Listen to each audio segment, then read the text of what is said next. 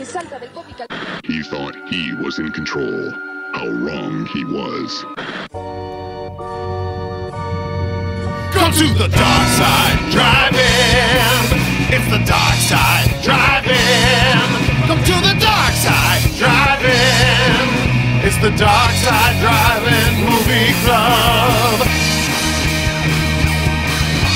From the deepest corner of the darkest universe, two brave hosts battle through nameless hordes of ghoulish monsters most foul, all to bring you the eternal glory of the Dark Side Drive-In.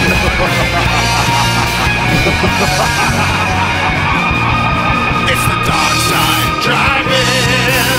It's the dark side driving. Come to the dark side driving.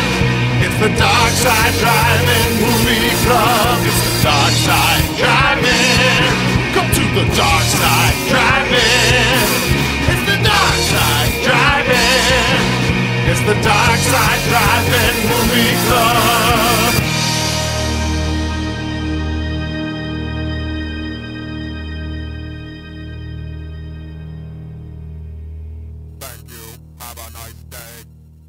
Hey, what's up? It's Shane with Dynamis Media, and I'm joined here with Stefan. Hello. And you are tuning into the Dark Side Drive-In, which is our horror-themed podcast where we cover movies from the 80s, sometimes 70s, and sometimes 90s. And today we have a very special part 2 of our Samhain season Devilish Duology.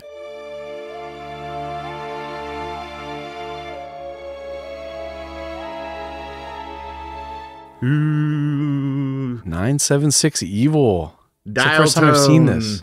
Insert dial tone here. Yeah, dial 666 for your horoscope. Your horoscope. The horoscope. Yeah, there. Thank you. You're welcome. I don't think Robert Picardo understood the gold mine that he had created. Or maybe he did. But we'll find out. We will find out, yeah. Before we get too far into this, I did have a little bit of house creeping to attend to. Fan and friend of the show. And I asked him what he wanted to be called. And he said, just call me Kevin. So now he's going to always be referred to as just call me Kevin. Wrote in and said, hey, with Mausoleum, you guys brought up a lot of really good points. But don't you all think it was weird that house had so many housekeepers and so many cobwebs? Yeah, we do. They call me Kevin, or just call me Kevin. We do think it's weird, or I think it's weird. I think I did bring up that, especially the room wherever she stores stuff is just like Cobweb City. Like what was going on it's in like, there? Why, if they have like 2 or 3 housekeepers, like why do they have a room with cobwebs? But well, Elsie is the only proper housekeeper. Everyone else is like groundskeeper types and stuff. Right. Yeah. So I don't know. I thought it was a funny point. It and also is a funny excuse point to bring up Mausoleum Neeson again. So yeah, I will find you, and I will not clean up your cobwebs. Yeah. So thanks. Just call me Kevin. I appreciate it. And fans, if you have any sort of comments or questions, certainly reach out to us on any platform you can. I'd say the easiest is probably Instagram. We're at the Dark Side Drive-In. We have the fan page on Facebook now. Thanks, Big Murder. So yeah, hit us up. Always happy to talk to you all. So speak for yourself. Yeah. No, yeah, it's cool. It's always great to interact. And then I guess probably like the 31 for 31 update. It's probably going to come on the next intermission, right? That's how we did. We'll probably bring it to a close. It doesn't make sense to put it here because for whatever reason, there's people who will only listen to mainline episodes and some people that only listen to intermissions. So I don't want to like cross the streams and start talking cross-pollinate. No, I don't want to start talking about intermission stuff on a mainline episode for those that don't watch the mainline episodes. It's like we have 2 shows. What? Whoa. Oh no. A second plane just hit the second show. Oh my God. Jet fuel can't melt second shows. No. So I didn't have anything else to get into before we talk about the movie. I don't know if you did. I don't know. There's just one thing I wanted to bring up. So we mentioned that it was 976 Evil. Yeah. And I think in our intermission episode last time, I said 967 evil. Oh, really? Did I do it or did you do it? I think I did. And there's a reason for that. If you're wondering why. So yeah, 976 evil, obviously the 1988 classic that we're covering here today as part of our Samhain season Devilish Duology, insert spooky sounds. But the reason that I keep saying 976 is because so the town near where I grew up, that was like where near where my high school was and where my elementary school was, is Townville. And Townville, Pennsylvania, has the telephone prefix after the area code of 967. So in my head, I keep thinking 967 every time I see it, but it's 976 evil.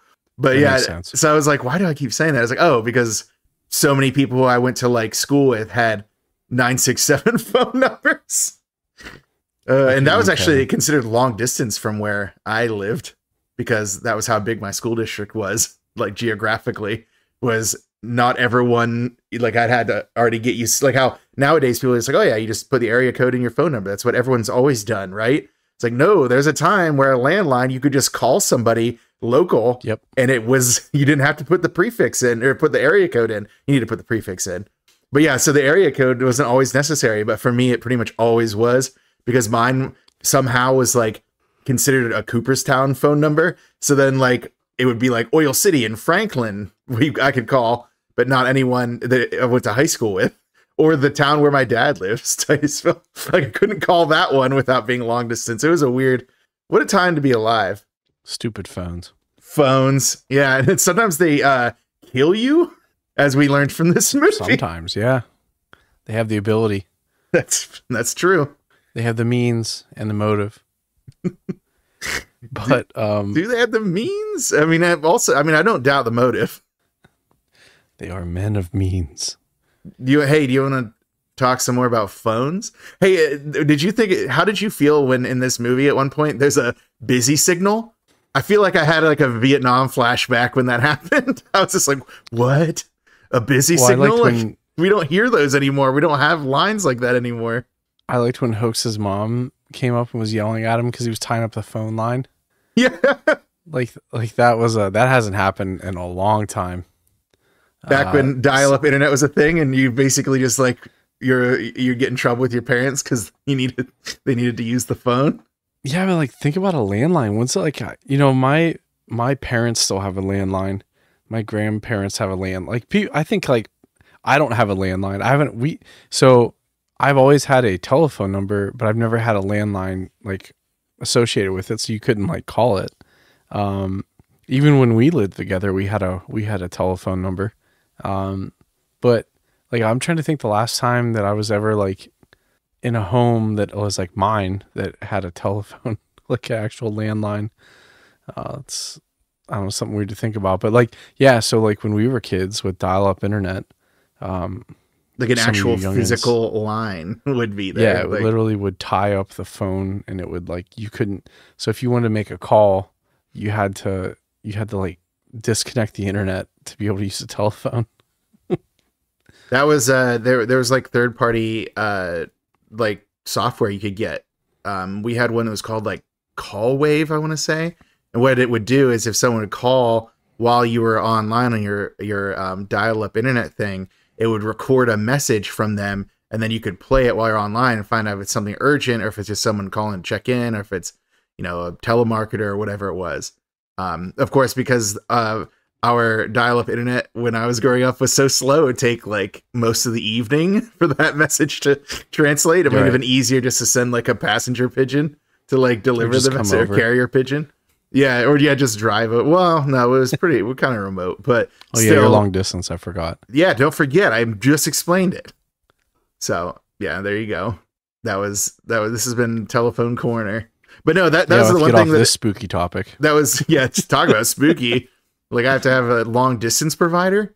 No, that was like the thing that I thought was really funny though, is because I hadn't realized how long it had been since I heard a busy signal. Because nowadays, people usually have like voicemails, so just go straight to voicemail, or something. Or right. Or you'll be call waiting. You don't get true busy signals anymore. Yeah, it blew my mind. Like I was actually like having like a crisis. I'm like, when's the last time you heard dial tone? That's also true. And sometimes on like on TV shows, they'll have like a dial tone on a cell phone. I'm like, that's not how that works. You guys are just doing that stylistically. That's not how any of this works. But I don't even, but like I haven't had a landline. I think the last time I had a landline was when we lived together, and it was bundled in with Verizon, but it was just a digital one. It wasn't even like an actual landline. It was just part of the same line as like the internet and the cable. So yeah, it was never hooked up. The only time we didn't have a phone for it.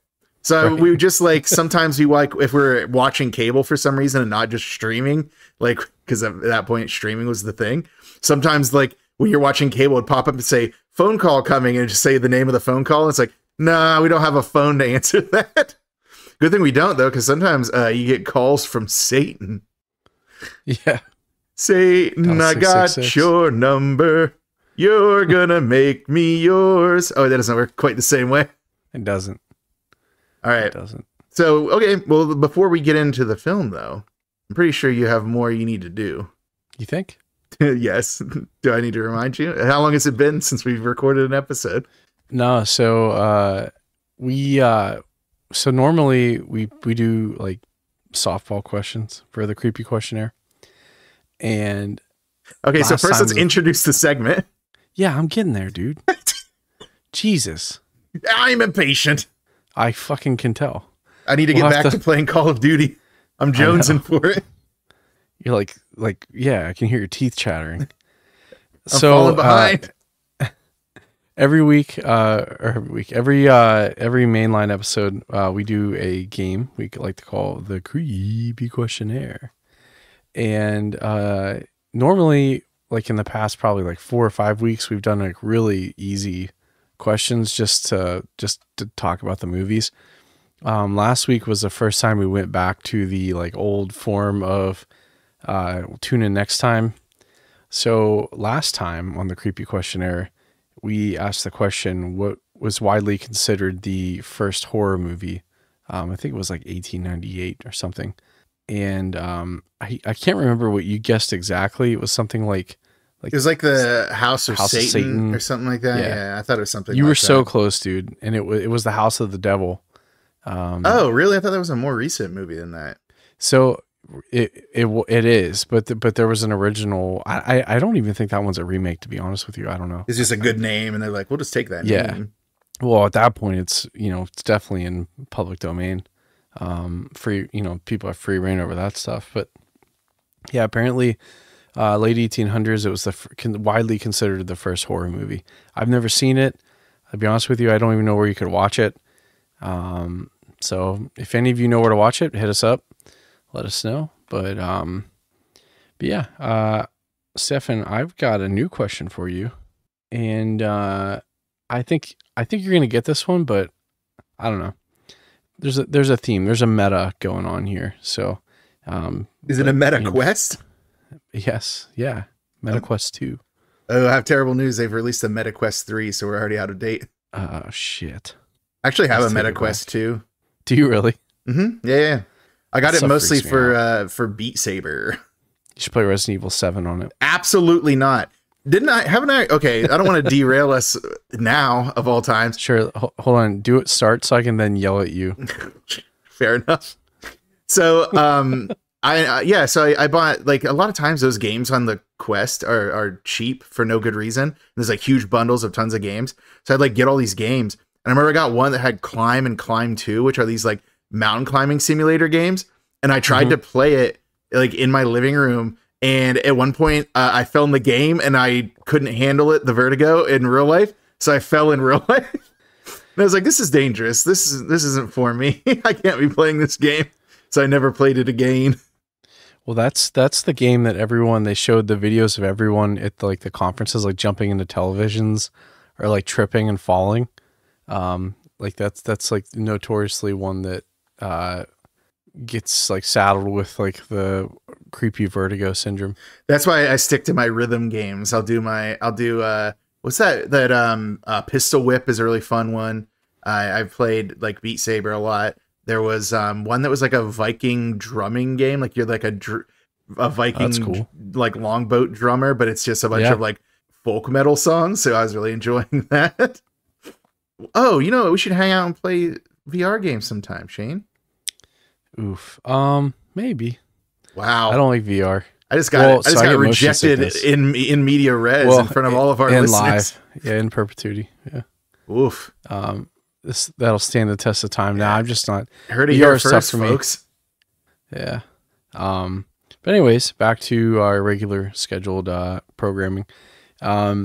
Stefan, what? Before I get into the question of the episode, I have another question for you. What is that, Shane? Are you ready? Why, I'm the readiest I've ever been. Insert dramatic music. Okay. Which movie is the first giallo in Dario Argento's loosely connected Animal trilogy? Man, you got me. I think you might have gotten me again. Really?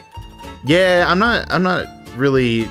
I don't pay attention to like the chronology of those movies. Like, I'm gonna think it's probably the one with the girl and the dog, right? I don't know, because if the title has anything to do with it, I'm gonna say no. So yeah, because I was gonna probably guess Phenomenon, but if you're saying that it's not about what's in it, but it's about like, wait, it's not just the title, is it? There is a title, yeah. It's which movie? Okay. I'm gonna say. And it's a trilogy, so you've got 3, and it's the Animal trilogy. I'm gonna say Cat o' Nine Tails. Okay, and that's your guess. I'm gonna guess Folks, Cat o' Nine Tails because that's the only one that I can remember the name of right now. That's fair. Folks, you're gonna have to tune in next time on Dragon Ball Z to see if Stefan was correct. Well, so that's going to do it for our widely popular hit segment. I guess critically acclaimed, right? Creepy questionnaire. Yeah, so, it's very critically admired, critically even paid attention to. Sure. I mean, we should critically remember that. Admonished. What is the movie that I'm thinking of? Is it Phenomenon? Yeah, is that the one with the little kid with like the little girl with the psychic dog? Have I gone insane? Yes. Yeah, this is a Shutter Island situation. Oh no. or better yet, this is a Captain of Dr. Caligari situation. Oh no, I'm a somnambulist. I think this is the one with the dog. I don't know. Phenomena. Is that the one with the dog? Yeah, that's the one I'm thinking of. That's the one that I thought when you said Animal Trilogy meant. Because I thought it was like animals factor into it, but that's also the only one I would know that was that. So then when you're like titles, I was like, okay, I guess we'll find out. We'll find out next time on Dragon Ball Z. Yep. Although I can almost guarantee that I got it wrong. Man, I feel like you know that I'm not very good at the Giallos too. You did this on purpose. I didn't. You did. I thought we were trying to get back into the old embarrassing me stuff. Making me look bad. That's the whole plan. Well, I had an easier one until you yelled at me. So, wow.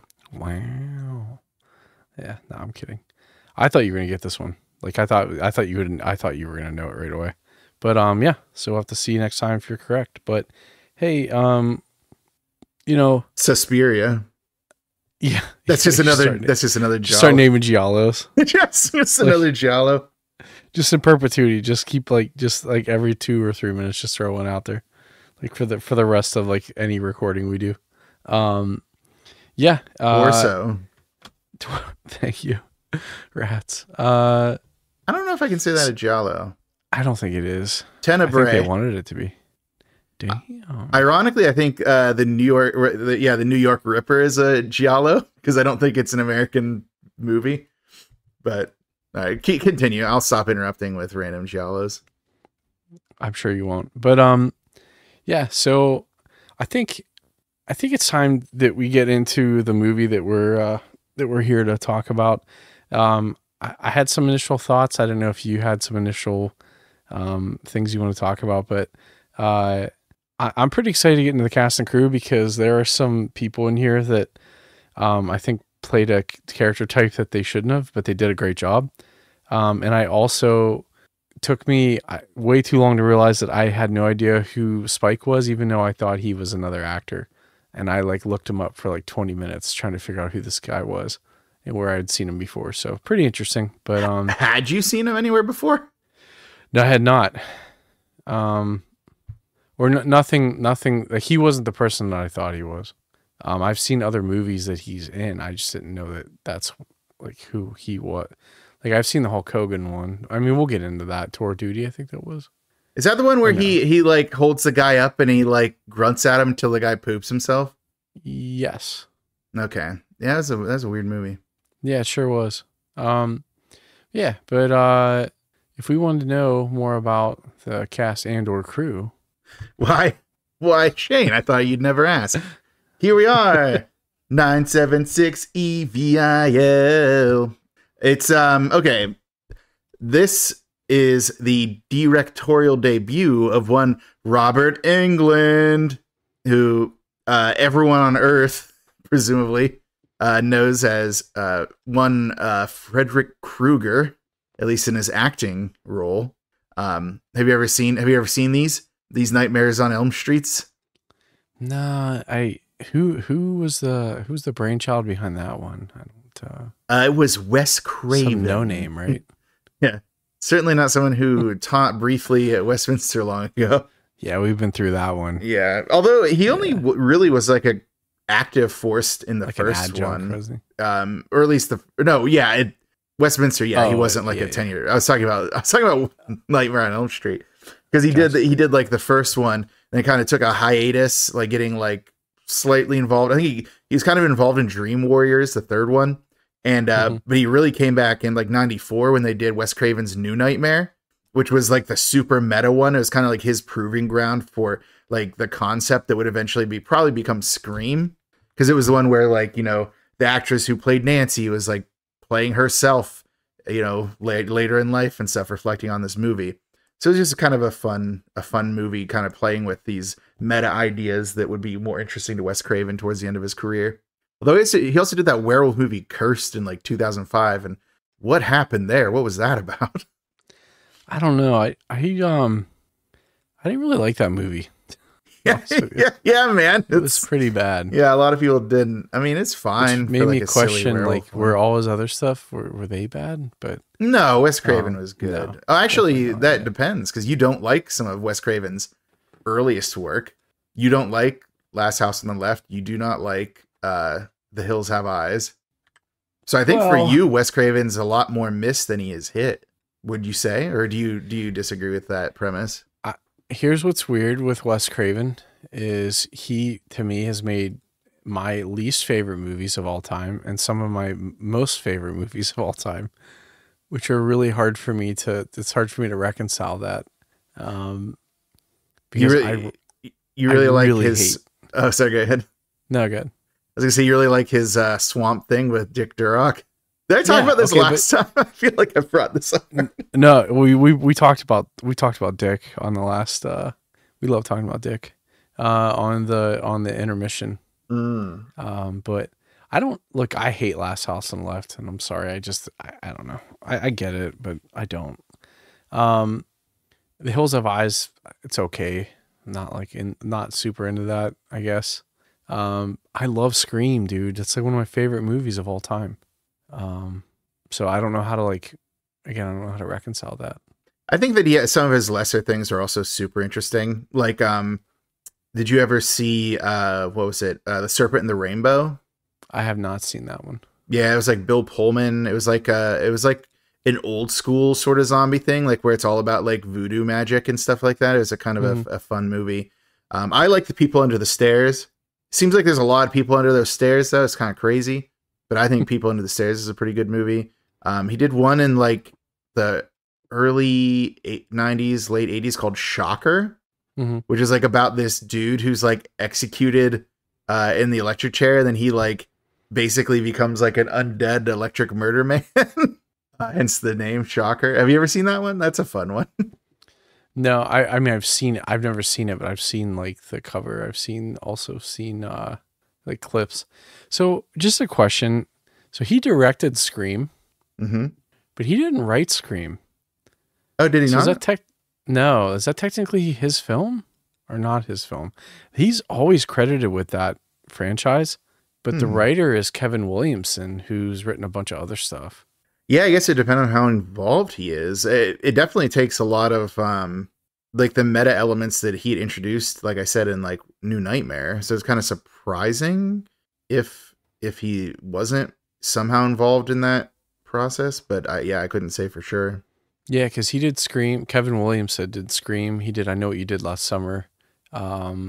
He did the screenplay for The Faculty, which is, again, like, because I always attribute The Faculty to Robert Rodriguez, but Robert Rodriguez didn't write the movie. So, like, some of the stuff, like, I don't know. Like, this is where it gets weird, like, filmmakers versus directors.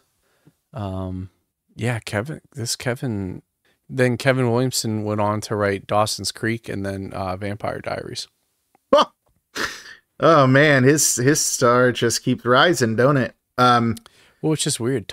He did Time After Time, The Following, Stalker. So I don't know. I'm gonna look into this. Yeah. Stay tuned for more on that guy. But anyways, we're not here to talk about that. I was just talking about Nightmare on Elm Street because of Robert Englund being best known as Freddy Krueger. As a director, he directed 2 episodes of Freddy's Nightmares and then something called Killer Pad. So not a ton of other directing credits. Tons of other acting credits, though. We already talked about Freddy Krueger. He's got Eaten Alive, Mind Over Murder, Dead and Buried, Galaxy of Terror, the 1989 Phantom of the Opera, which is like kind of a weirder one, Night Terrors.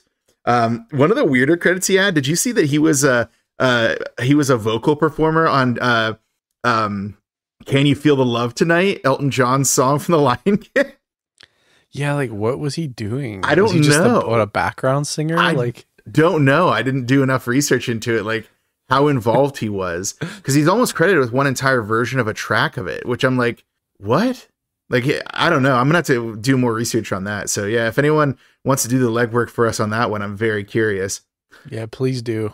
He was in The Mangler, which is an adaptation of one of the goofiest Stephen King stories, but it's also like played a little too straight for what the Mangler story actually is. Star Quest 2, Wishmaster. You know how I feel about Wishmaster. Love it when that djinn messes with your wishes and also interprets wish in a very broad way.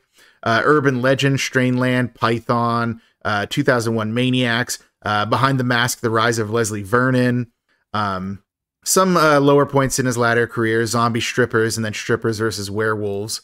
I guess part of like the era of strippers doing battle with supernatural forces. Lake Placid, The Final Chapter, Lake Placid versus Anaconda, which seems to suggest that in fact wasn't the final chapter of Lake Placid. The Funhouse Massacre, some cool video game ones like Injustice 2, where he played Scarecrow. Then more recently, he was in Stranger Things. The last season is Victor Creel. Natty Knox and The Quantum Devil are some of his more recent acting credits. So a lot more acting credits than directing credits. So I would say that this movie, he directs it competently, if a little a little bit of a journeyman quality to it. Did you like Urban Legend? I'm mostly ambivalent towards it. It's fine. It's a fine mid tier slasher movie. Yeah, it's okay. Sure. Onward to the. Oh, sorry. Did you want to say anything more about Frederick Krueger himself? No. All right, onward to the writers, which are Rhett Topham and Brian Helgeland. Topham has the fewer credits. He has Trick or Treat, not to be mistaken for Trick or Treat, which is a more recent movie. He had an episode of Freddy's Nightmares, and then a movie called The Nightmare Begins Again, which seems like it's somehow related to the Freddy Krueger verse, but I couldn't really get a handle on that. But Helgeland has a lot more credits. He had Nightmare on Elm Street 4, The Dream Master, 2 episodes of Friday the 13th, the series, Highway to Hell, an episode of Tales from the Crypt, LA Confidential, Conspiracy Theory, The Postman, A Knight's Tale, Bloodwork, Mystic River, Man on Fire, the remake of Taking of Pelham 1, 2, 3, Cirque du Freak, The Vampire's Assistant, the Robin Hood, not the most recent Robin Hood, but the one with, what's the name of the dude from Gladiator? Russell Crowe. Yeah, Russell Crowe. Legend, most recently The Killer, which is that Natalie Emmanuel, like straight to Peacock streaming thing. But he also had some director credits, an episode of Tales from the Crypt. He actually directed the movie A Knight's Tale. He directed 42. He directed Legend and Finest Kind. But a really cool fun fact about Brian Helgeland is in, I think it was 97, the same weekend is that he won his Oscar for screenwriting for LA Confidential. He also won the Razzie for screenwriting for The Postman. And he's one of the few people to actually give an in-person acceptance of his Razzie. And he's has claimed that he has them on display on the same mantle because the same year he got both. That's awesome. And you know me, I'm a The Postman supporter from way back. Like, I'll defend The Postman. So I think that's a little harsh on The Postman, but that's just how I feel. Anything for the writers before I move on? Yeah, I think so. Brian Helgeland. Helgeland did Legend, which was sick. I know you talked about it, but it's Tom Hardy where he plays a twin. So there's I don't know. I love those crime movies. And is that the one with they have that meme of the one dancing or whatever? Yeah, but it's the one that's they always play is I should have worn a fucking shootout, and he has the fake guns in his coat, and those guys come in to fight him. I don't know. I just thought it was cool. I love those old British crime movies. I think they're so cool. That is cool. Yeah. All right. Well, now for something completely different. The original music, we got credit on Thomas Chase and Steve Rucker. You know how we've had times where we find these guys who do tons of cartoon stuff and then also horror? Yeah. These guys are those guys, and they're often collaborators, so almost everything they've done is the same stuff. Nice. Scared to Death, Creature, The Wuzzles, Alien Predator, Bulletproof, Alvin and the Chipmunks, Adventures of the Gummy Bears, The Real Ghostbusters, The Pirates of Dark Water, Dexter's Lab, Captain Planet and the Planeteers, The Real Adventures of Johnny Quest, Detention, What a Cartoon, The New Woody Woodpecker, Oh Yeah, Cartoons, The Powerpuff Girls, Scooby-Doo and the Loch Ness Monster, Batman vs. Dracula, The Batman, Superman, Brainiac Attacks, Codename Kids Next Door, back to live action movies with Without a Paddle, Nature's Calling. Have we done these guys before? It's hard. I don't know. It seems like so many of these cartoon people are are they overlapping? What else is He did Thinner though, so I don't know, man. But I feel like I would have noticed if there's something in their credits that was also something else we've done. Yeah, I don't see it, but I agree with you. A lot of these seem very familiar. Too familiar. Hold on. I'm going to scroll down their IMDb real fast. It's if something jumps out at me, I'm going to be okay, we did do them. Oh man, I didn't even say Snorks. Ah, what a fool. What a foolish fool I've been.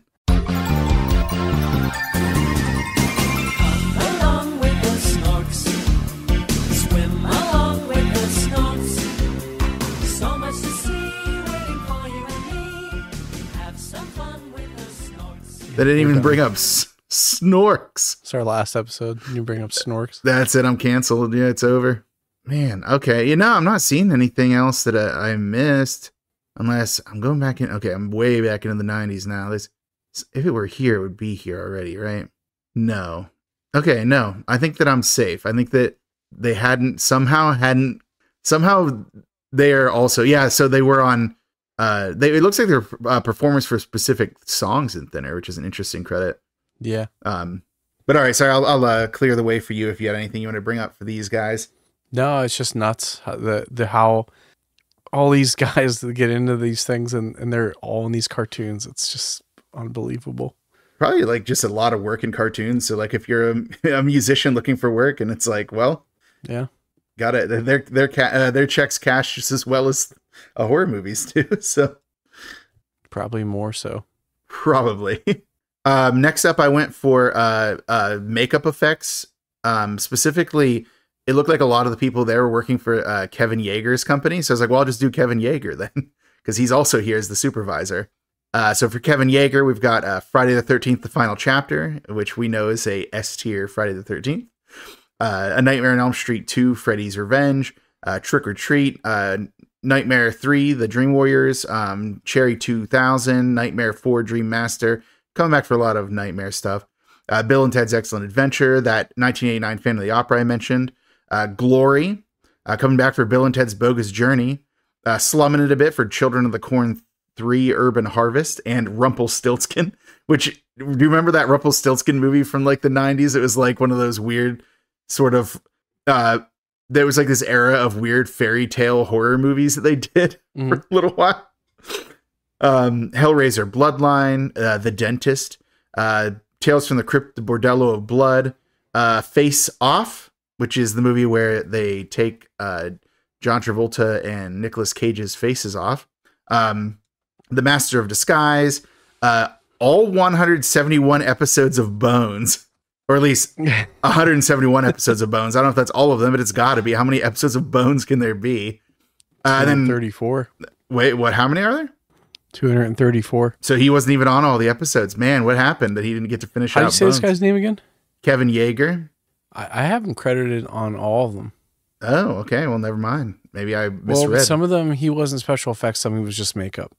Well, see, here I'm looking at his makeup credits. That's probably why. Yeah. Bill, and then most recently, Bill and Ted Face the Music, the newer Bill and Ted film. So, sorry, go ahead. I interrupted you though while you're talking about Bones. I mean, he was doing Weird Al Yankovic Fat, which is so cool. Oh yeah, okay, yeah. No, clearly a very skilled makeup artist. Yeah. And then running the full gamut here. You sure? Well, I mean, I already kind of showed you how full that gamut is when we went to Children of the Corn 3 Urban Harvest. Yeah. But yeah. So for special effects, I just picked one of the folks there, and it was James M. Navarra, mostly because he had The Nest on his credits. Not much else though. Not of This Earth, Saturday the 14th Strikes Back, and then Nowhere to Run. But he was at least partially, he's at least partially responsible for that Roach approach. So got to give this man his flowers. But that was all I was going to do for the crew before I dive into the cast, unless there's anything that I may have missed that you're like, what the hell, man? No. And I think Yeager, like it looked like it was his company they hired. So all these people like worked with him, and I'm sure they probably all followed him around throughout the years. Yeah. It seemed like he owned his like own workshop there. So it's probably like, a lot of people who stuck with him. Right. And I wonder if that's how you say his last name, because I'm worried that like it's some kind of like it's not Jaeger, like the German word for hunter, because we know how that's spelled. It's for the listeners who aren't reading it on our screens right now. It's Yagher. I just can't think of another way to say that besides Jaeger. Me either. Yeah, that's why I asked you. Yeah, is it Yacher? I don't know. I don't know every name on it. Got it one. No, I did. Well, number one, I didn't get it in one, and number two, I don't think that's it at all. But we'll find out somehow. All right, onward to the cast. We're going to start with our headlining hero of sorts, mediocre card player and mediocre boyfriend. That's Leonard, also known as Spike, as played by Patrick O'Brien. What was his name? Leonard Johnson, but then he goes by Spike. So I don't blame him. So yeah, Patrick O'Brien, he was in I Saw What You Did, No Holds Barred, Relentless, Pastime, Blood and Concrete, and then 967 Evil, oh man, I did it. You did it again. 976 Evil 2, where he reprised his role as Spike from this movie. But that's it. He didn't have a ton of credits. That was his last credit. Yeah. He's like, I've already followed up the finest performance of my age. So what's the point, you know? I've done it.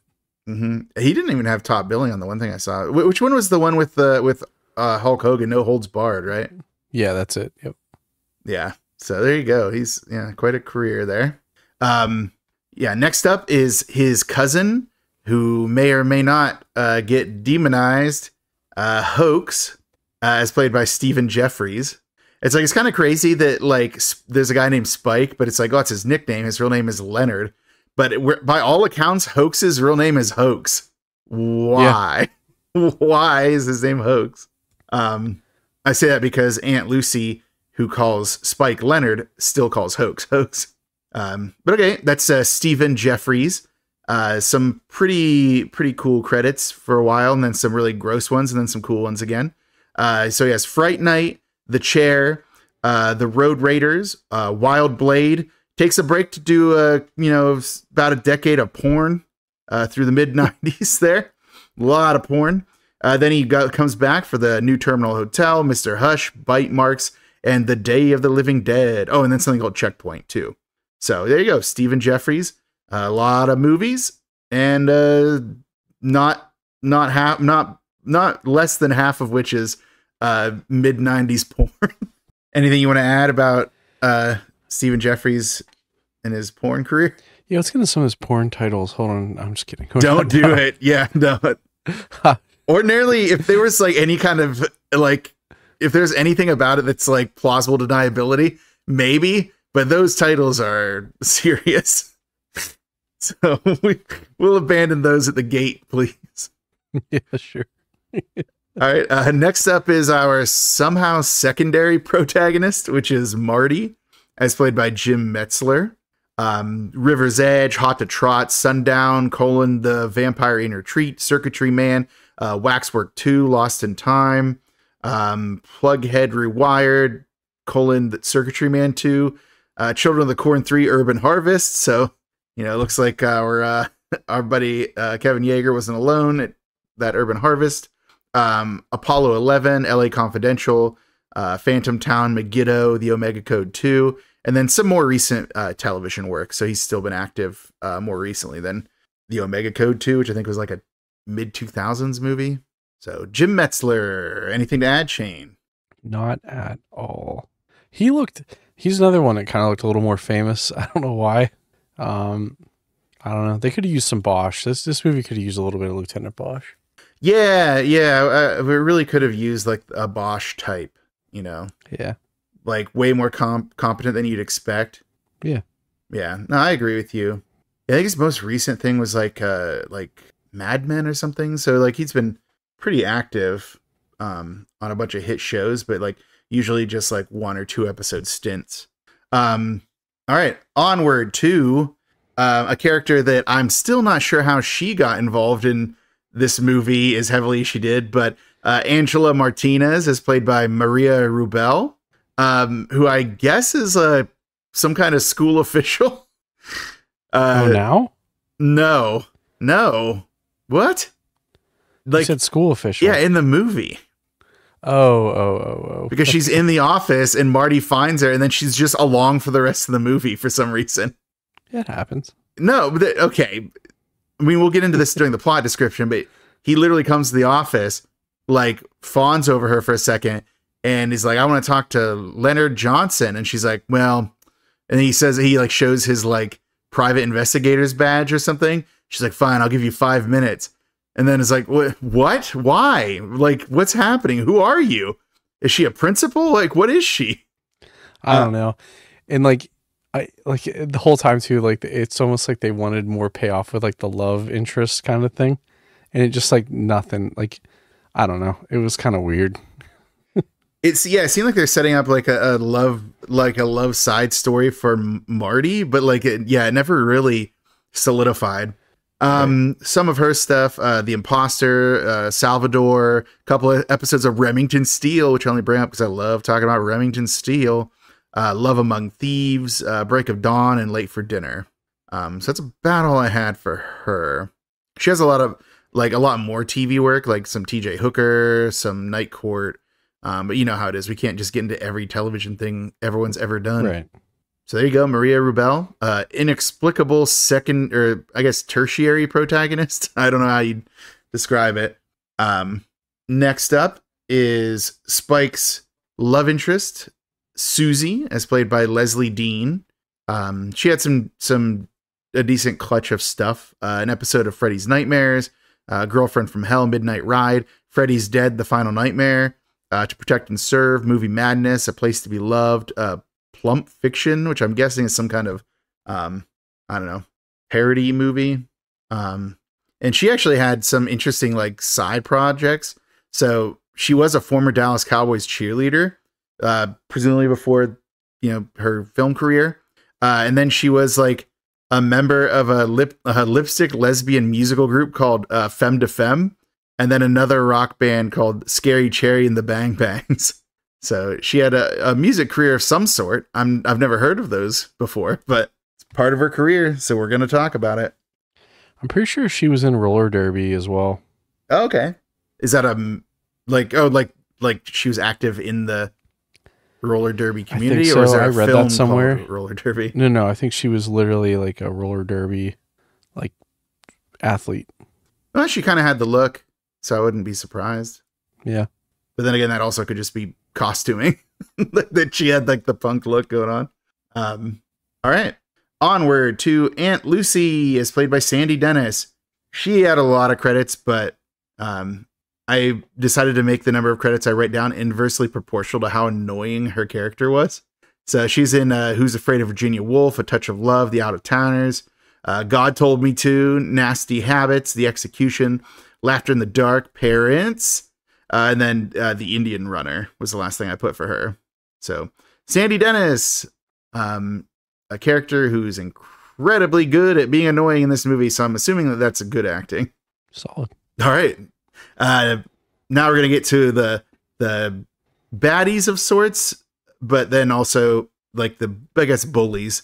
We'll start with the leader of the pack, Marcus, as played by J.J. Cohen, who is entirely too much of a pretty boy to be the leader of like a punk bully gang.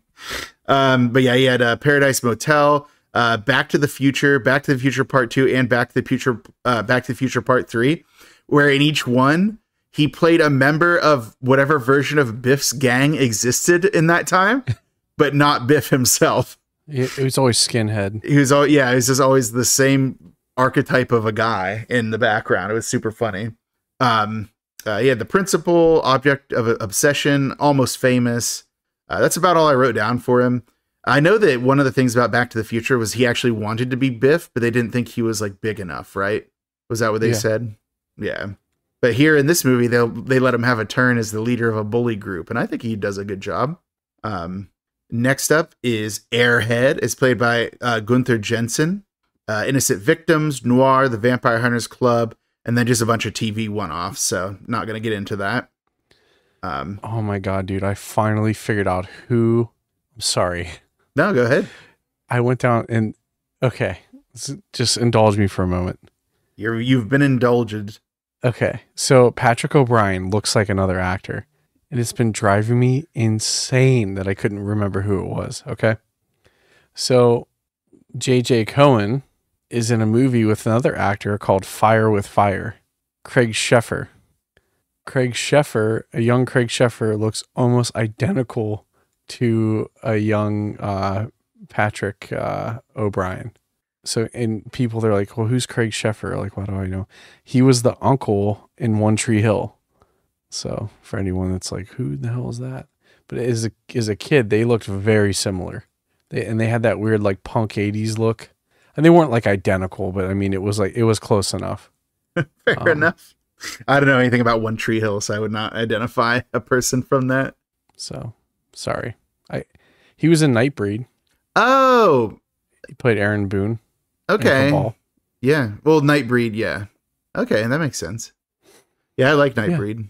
Yeah. All right, cool. I'm glad we settled that for you. No, we needed to. Dude, it's been bothering me for 2.5 weeks. We had to get that sorted out, and we did. And it's wild that J.J. Cohen has 6 photos on IMDb, and one of them is with the actor. I couldn't remember his name. Perfect. IMDb strikes again and solves the mysteries that make your brain itch. But yeah, let's get back on track with the gang here. Next up is Jeff, which I think is very funny because the gang consists of Marcus, Airhead, Rags, and Jeff. So, like, why doesn't Jeff have a nickname? So Jeff is played by Darren E. Burrows. He had Class of 99. What was his nickname? Class of 1999. What was that? What if that was his nickname? Jeff? Well, it's Jeff. Short for Jeffrey. Like, okay. Yeah. Super original. All 110 episodes of Northern Exposure. So I feel like he just like made that most of his career. He had a small role in Amistad, Natural Selection, The Telltale Heart, Magpie Funeral. Not a ton of stuff. I feel like I said, like the bulk of his career was made up of Northern Exposure. Next up is Rags, as played by Jim Thiebaud. This is it. This is all he had. Rags had a one-off. Dare he? So I want to bring up this next character. I don't know if this character dies in the movie, but I just think it's super insulting the name they give this character. It's just Gang Girl. Just girl who shows up in that one scene as part of their gang and never is given a name or much to do. Played by Wendy J. Cook. She was in, I don't mean, does she even have any speaking lines? I don't even think she says anything. She does. She tries to leave and they're like, what are you doing? She's like, I like to watch. Oh, that's true. Yeah. So she has like two lines, and then she has a lot of screaming. She does scream a lot. That's true. Yeah. So yeah, Wendy J. Cook, she's in Cocoon, Police Story, The Freeway Killings, Rented Lips, Cocoon the Return, Grim Prairie Tales, Uncaged, The Elf Who Saved Christmas, The Elf and the Magic Key, and then like a 3-episode stint in The Wonder Years. So more credits than some people had, but still not enough credits to have a name in this movie. Yeah. And then next up is an actor who needs no introduction on this program because we've discussed him before. It's Mark Dark, as played by Robert Picardo. We covered him pretty extensively in Dead Heat. So, go back to Dead Heat if you want to hear his full list. A couple of the big hits, obviously, The Howling, Munchies, Inner Space, The Burbs, Gremlins 2, The New Batch, The Page Master. Obviously, a long-running role as the Doctor in Star Trek Voyager. So, yeah, Robert Picardo, we love him. We know who he is. He was in Legend.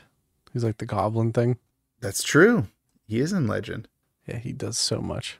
No, he does. He's worked I so still hard. think the craziest thing is The Howling to me. Yeah, him playing Eddie Quist. Like, it still doesn't seem like him to me. It's kind of a crazy role. But yeah, that's Robert Picardo for you. He always keeps you guessing. It's like, do you think this character Mark Dark is sinister? I don't know. He seems like such a goof. All right, well, there you go. That was all I had for the cast and crew. There are a lot of other like cast members. Like some people that just roll in for one scene. What was the one that you actually wanted to talk about? Was that one the science teacher, right? Yeah, Paul. Is it Paul Wilson? Yeah, Paul Wilson. He plays one of the two Bobs in Office Space. Yeah. That's why I wanted to bring him up. Yeah, he has a really long character actor career. I want to say something like 131 acting credits, which seems like a lot of acting credits to go into for our purposes here, because he has like one line in the movie, which is he makes a joke about like a frog-based joke about how Hoax isn't feeling well. It's like, oh, you do look a little green around the gills. Oh, sorry, it's just some frog humor. And I was like, frogs don't have gills, dude. I mean, I guess in tadpole form, sure. I don't know. But yeah, no, he has a huge career, ton of television credits, one-offs, like character actor, film roles. He was in Cheers. He was Paul. What? He was Paul in Cheers. Was he? Yeah. Are you sure? Yeah. No, I just made that up. Okay, I thought you might. Why? How come you can say stuff and I like it's? If I know anything, it's like No, that's not what I meant. I just didn't. It isn't very high on his list of like credits. No, he was Paul Crapence or whatever. I can't remember how they said his name in the show. Okay. Yeah. But yeah, there's a few other actors that had pretty quick roles in this. I also thought still had a credit for Susie's mom. I'm like, I am sure I never saw Susie's mother in this. But yeah, there's another teacher who's got credits. Virgil. I forgot about Virgil, the owner of the bike shop. That's JJ Johnston. Somebody named John Curry Slade who played John Doe. No idea who that is. Like, I'm guessing it's probably the dude who died in the beginning. Okay, which one? Aunt Lucy's parrot, Quigley. Oh no! I did see that they credited Quigley in there. They did. And you know what, Shane? He has an IMDb page. I know. It's like It's so good. Man, I did see that like Quigley had a credit and then an IMDb page just for his role in this movie. And you know what? I always try to bring up people who are killed. And as we know, this is a movie I'm proud to say that a dog doesn't die in it, but a parrot definitely does die. So like you can edit the page. I want to just do like a interesting tidbit, be like, the squawking made Robert Englund so mad that he decided to kill the character and rewrote the script. Is that true? No, but it sounds like it could be. So that's why I'm going to put it in here. Under edit page. It's like Wikipedia. Do you think that parrot really did say like no fruit on the couch? Or do you think that was like added in? I don't know, dude. Because that was so specific. I couldn't tell you. You can't call its agent. Oh, contact agent. Hold on. There's no chance that. Well, actually, wait. Parrots live a long time. Maybe this bird is still alive. This bird's so fucking famous. We're gonna make Quigley the parrot. We're gonna bring back his career. Put this man in a Marvel movie. I have to pay for premium to see Quigley's agent. I think it'd be hilarious if we hired Quigley to be on the show. Do you think we can afford him? I think whoever owns him would love to get rid of him at this point. Wait, we have to take him? I thought we were just going to put him on the show for an episode. Well, he'll stay at your place. I can't have a bird here. It's not against the rules. I just don't want it. Yeah, Darkside Dave will do experiments on it. He'll make a bone parrot. Oh, God. This is just where he kills the parrot and takes off all of its skin. No bones on the couch. Yeah. No, we can't have Darkside Dave won't allow it. Oh man. Okay, well, I think we've gone through the cast and crew. We talked about my boy Quigley, that's who I wanted to bring up. We did get Quigley. All right. Well then. What? Who the hell was Jinx? Like, see, this is stupid. So wait, Scott Adkins is like that? Scott Adkins? Wait, I'm gonna be honest. I have no idea who you're talking about. There's also like 2 people credited as paramedics. Like, when were there paramedics? And when was there a coroner? So Scott Adkins is he's a famous producer. So he did Piranha 3 Double D. He was like the producer on that. And then he has a ton of he's a ton of movies. I think there's 80 to be exact. 81. Huh. There are definitely a lot of people who are credited that I don't think showed up in the movie. Who is Jinx? Yeah, who is that? I don't know. Huh. Is it a human? I was gonna say they credited the bird Quigley, but they didn't credit any of those cats, and there's a ton of cats. Well, I doubt the famous producer Scott Adkins would be credited as a cat. Maybe I don't know. You don't know. It could happen. The world is a crazy place. Sometimes people are cats. All right. Speaking of people being cats, you ready to move on to the plot description? Devilish Duology Edition. Push 666 for your horoscope now. Welcome to the caverns of the unknown. I am the master of the dark, the guide to your destiny on November 29th, 1988. A real man has the nerves to take what he deserves. What if I said no? Then we just end the show now and no one will ever know the plot of this. Sorry, folks. Yeah. What do you think? We're going to do everything the same way every episode? Get out of here. I do think, did we ever actually talk about how this is our 2-part? Yeah, you did say this is our 2-part Devilish Duology block at the top. I was like, did we say that? We did, yeah. Okay, yeah, good. Before you yelled at me. Well, I have to keep you on your toes. All right. Yeah. Your mom's like my only fan. No, that's not true. But she definitely gets on my case about how I treat you all the time. Speaking of whatever I just said, though, time for the plot description of 967 Evil. Oh, nope. I did it again. Nope. Oh, man. I knew it. Even as I was trying to say evil in a cool way, I knew I did it wrong. I feel like the more you think about it, the worse it's going to be. Like it's going to be so hard for you to nail. 976 evil. All right, there you go. Use take 2. You're gonna use both takes, aren't you? I might redub them and do it a couple times. Make me mess up even more than I already have. I'll do like the fox, like dun dun dun dun dun dun dun dun. Oh man. Jeez. I can't be stopped. What? I stole that turtle song, so who's gonna stop me? No one. What turtle song? The Happy Together. Oh, is that who's the singer of that song was? Yeah, the Turtles, yeah. Okay. I didn't even know. I couldn't have possibly held you accountable for that. All right. So into the plot, try to salvage the fact that I messed up the name again. We hear a dial tone as the opening credits begin. Remember dial tones? And also the button, like touch tone button tones. Then a phone begins to ring as we see the exterior of a tenement building. There's a couple of ruffians sitting on a ledge as a man runs out of the building, clearly disturbed by the sound of a phone ringing. I mean, who wouldn't be? I get anxiety just thinking about it. There's a ghostly voice that says, "It's for you. Come with us. Join us."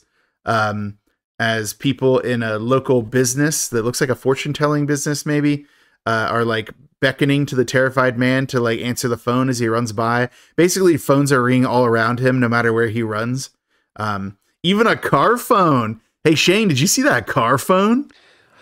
I did. It was crazy. Remember the era of car phones? Scratch. I know, for real. Those were expensive. Yeah, there's a car phone ringing. This guy just cannot get away from all of these ringing phones. Somehow he ends up at a dead end alley where at the very end of the alley at the dead end is just a phone booth with the phone ringing. So he's pretty much like, it's done now. So the man approaches as the phone ringing becomes distorted. He's walking, he's got a bunch of backlighting. It's like a really long scene of him watching as he reaches tentatively towards the phone, and then he touches the receiver. And when he touches the receiver, he is electrocuted. He catches on fire and the phone booth explodes, sending him flying. Any one of those probably would have been fatal. But we get all three. I watched this with my brother-in-law, and it was hilarious. We rewatched the explosion scene because you could see the wires. What? It wasn't a real demon phone exploding? No, I couldn't believe it. I was so upset. It took me right out of the man. No, it was awesome. 1988. What a cool effect. 1988. They weren't willing to put in the money to get a real demon phone. Yeah. But yeah, if you're wondering to yourself, hey, what was that all about? Just showing us how evil these phones can be. That guy was nobody to us. It was the phone the whole time. And the phone was coming from inside the house.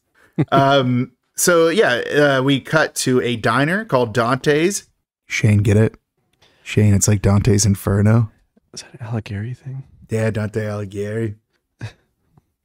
Where's Virgil when you need him? Oh, hey, he's across the street.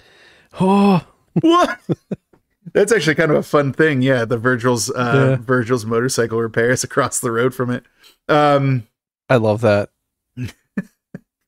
But yeah, so we only see Dante. That's just our establishing shot of Dante's. We're not going to actually do anything there. The waitress looks out as lightning is starting up and thunder starts up. There's going to be a storm.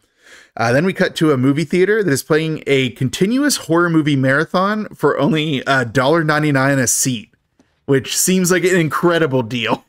I was kind of jealous. Yeah, I mean, it clearly is kind of a trashy theater, and the people who run it don't seem to care.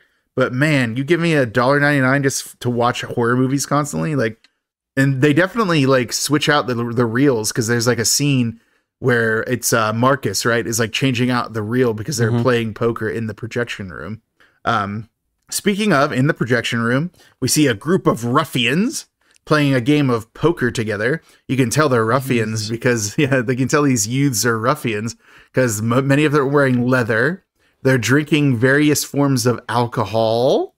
There's smoke everywhere because they're smoking a bunch. These guys are bad boys. Then we get the feeling, because they say it, that Spike can't afford his hand that he has right now. So the leader of the gang, Marcus, says that he'll accept the pink slip on Spike's Harley, and Spike agrees to this. Let's take a second and explain how much a 1948 Harley would be. That's an incredibly valuable vehicle. Why would he use that in a high school poker game? Is it that serious?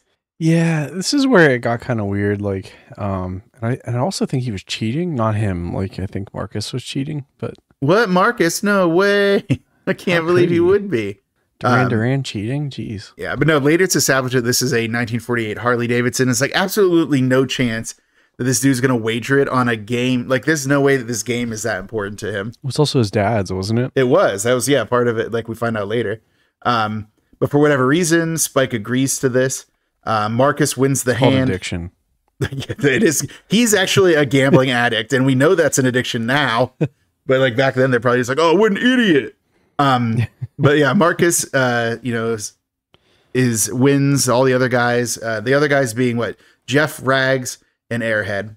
They're all laughing about it. Marcus says, "Bring the pink slip by my office tomorrow." And Spike said that he'll only do that if he can't come up with the cash. I'm like, again, how much cash was it going to be worth for your motorcycle? Yeah, I don't know. Yeah. So let's cut to Aunt Lucy's house where there's tons of cats. And also the furniture is covered in plastic covers. The hoax is sitting there eating a candy bar on the couch. And the parrot rats him out by saying, no food on the couch. So from the other room, Hoax's mother is Aunt Lucy, by the way. It's Spike's Aunt Lucy. I'm speaking from the perspective of our protagonist of sorts. But yeah, so Lucy's like, Hoax, you better not be eating in there. And then so Hoax does the only reasonable thing. He puts the open candy bar under him between a human body and plastic. I'm sure that'll go really well. Yeah, Hoax is a real brainiac. Yeah, he's a real smart one. And then obviously whenever Lucy comes in, she sees that he has chocolate smear on his face. It's like, yeah, you're clearly eating. And he's also looking at a topless photo of an African woman in National Geographic. It's like, oh, this kid is the master of making questionable decisions in front of his very religious mother. She scolds him, but she's also kind of paying attention to the television program that's been playing the entire time, which is a televangelist. Basically, if there's any time that we're gonna have an establishing shot in Lucy's house, two things will always be happening: constant cats and three things. Constant parrot ratting people out for stuff, constant cats, thousands of cats, and constant televangelists on television. There you go. Those are the things that will be happening. I can't establish them every time. You'll get sick of it. But yeah, so Hoax hears Spike's motorcycles arriving. Spike has an above the garage apartment across the way from the house. So he goes up, and it's just this shot of us seeing how cool he is. He goes in, turns on the radio, grabs an automotive magazine, lays on his bed. When suddenly there's a message that comes to him through a vacuum tube, one of those ones from the bank or whatever, where you'd send like a deposit slip or something. It's just a message that says, "Hi, Spike," from Hoax. So Spike looks out the window and he sees Hoax is in his room across the yard, waving to him. Which, it seems like a Hoax is very annoying. So good on Spike for letting him set up a constant means of communication between the two as disruptively as possible. Well, that comes back to bite him in the ass. Well, it does. Yeah. Yeah. Well, it comes back to bite him in the ass, but it also comes back to help his sort of friends, as we'll see. Sure. But yeah, so Spike opens up that automotive magazine, and suddenly a little insert for a phone number called 976.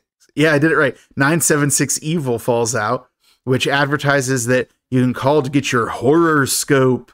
So, Spike calls it. The lady says, if you want your horror scope, press 666. All right, pretty on the nose, but that's fine. Go ahead and do it.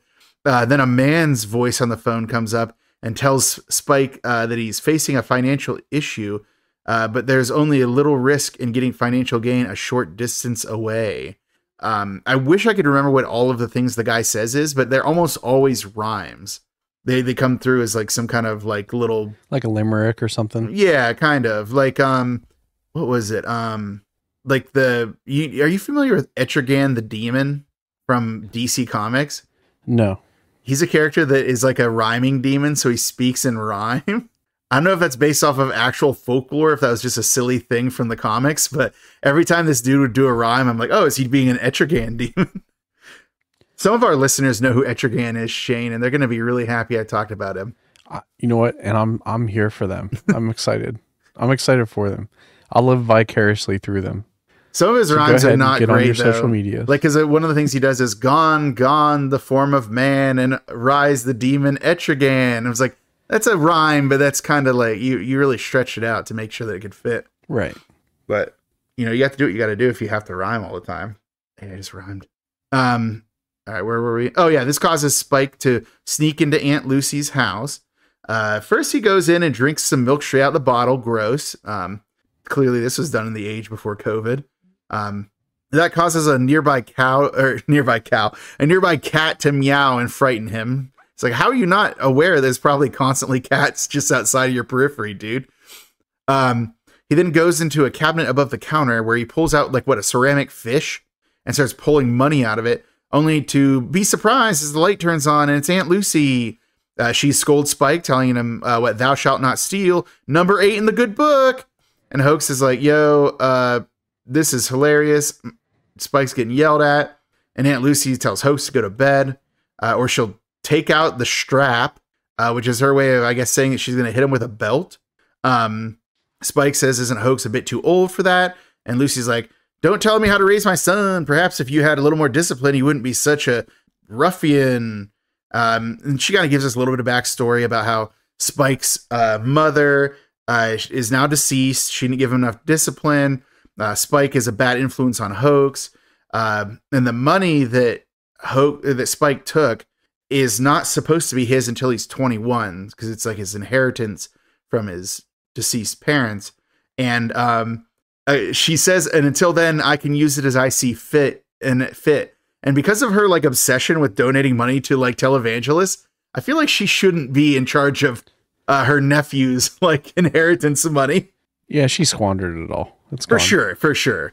Because like, here's the thing: people like to go to church and give money to their church. That's cool. If it's your local church, that's fine. But donating money to televangelists has got to be the dumbest thing on earth. Those people in their mega churches and their huge media networks are the worst. No, that's stupid. Don't do it. But no, that's what I mean though. Like, donating to televangelists, like, they're so transparently fake. It's disgusting to me.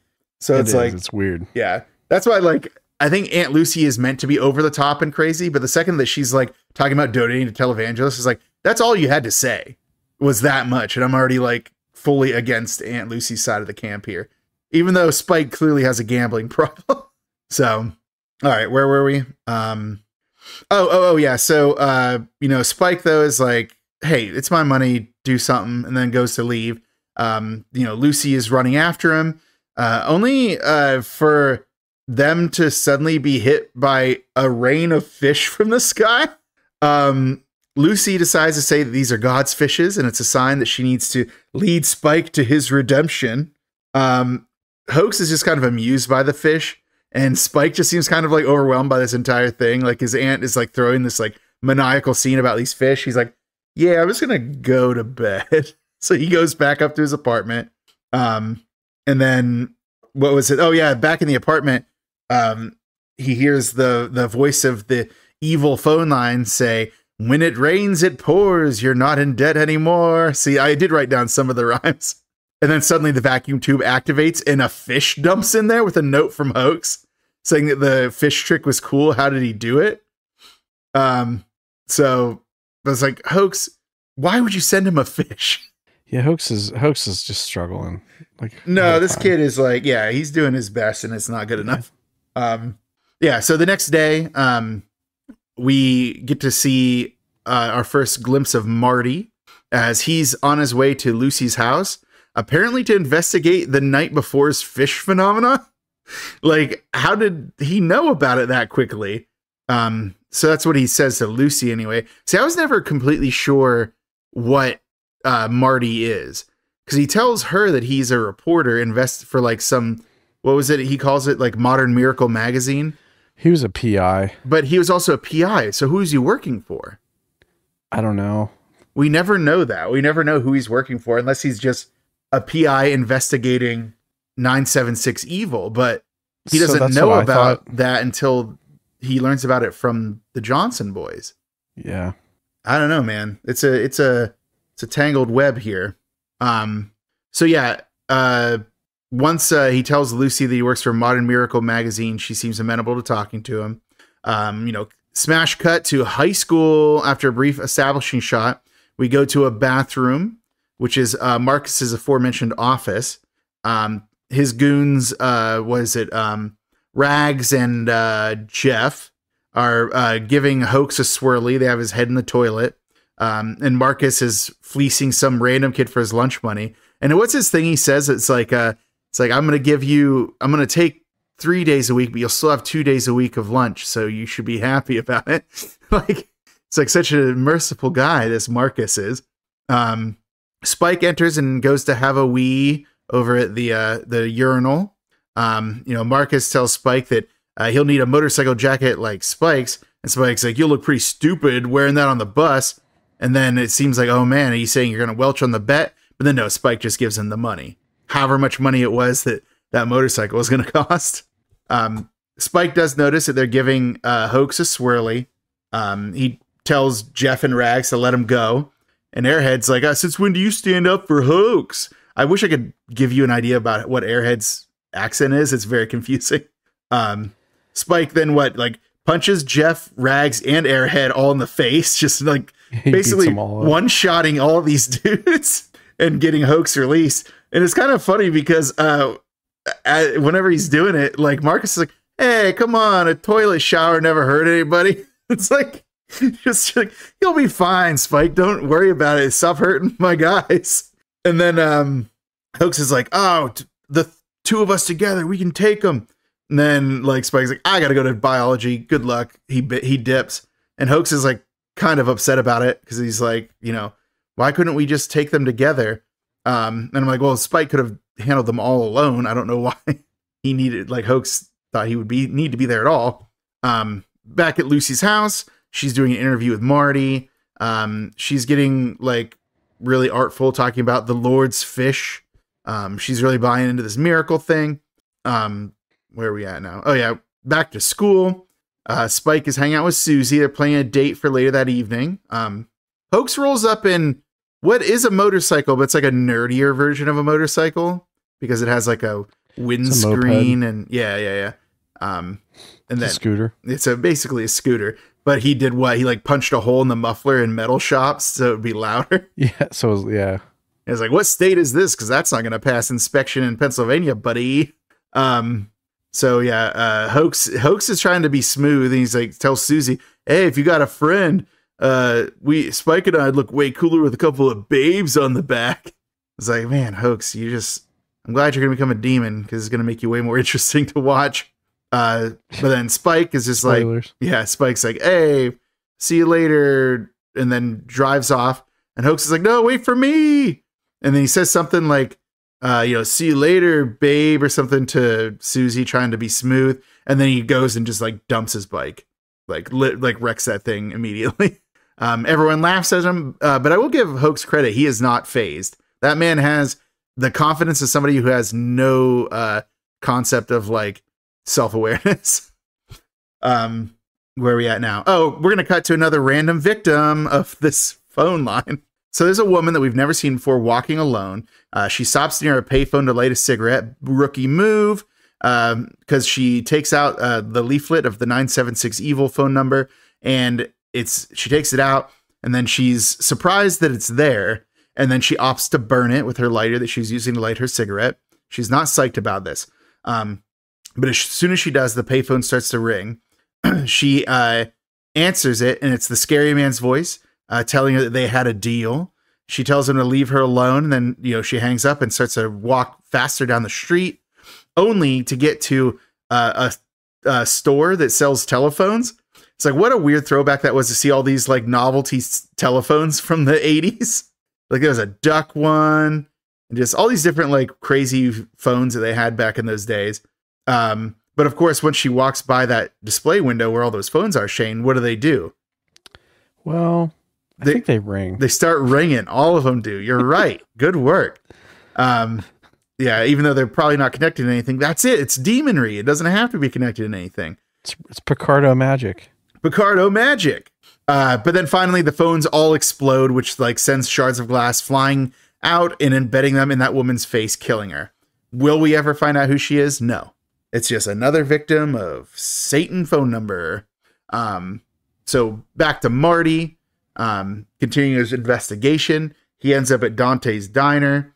What is he asks the waitress, like, when when do they roll up the streets here? I was like, I don't know what that means. Like, what does that mean? But she's annoyed and tells him to order food. He's like, I'll just order some coffee for now. And then he turns and looks and sees Spike arriving on a motorcycle to the shop across the street that we established earlier is Virgil's. It's like a motorcycle repair shop. And this is where we get some more backstory where Spike is talking to Virgil. Virgil's explaining that it's hard to get like a mirror for a 48 Harley, but it's worth it because it's Spike's dad's old bike. What is it? Spike is eyeing up a couple of like motorcycle gloves, like fingerless gloves for motorcycle riding. And then he goes outside, finds the leaflet for 976 Evil again. And this time he goes to the payphone to call it.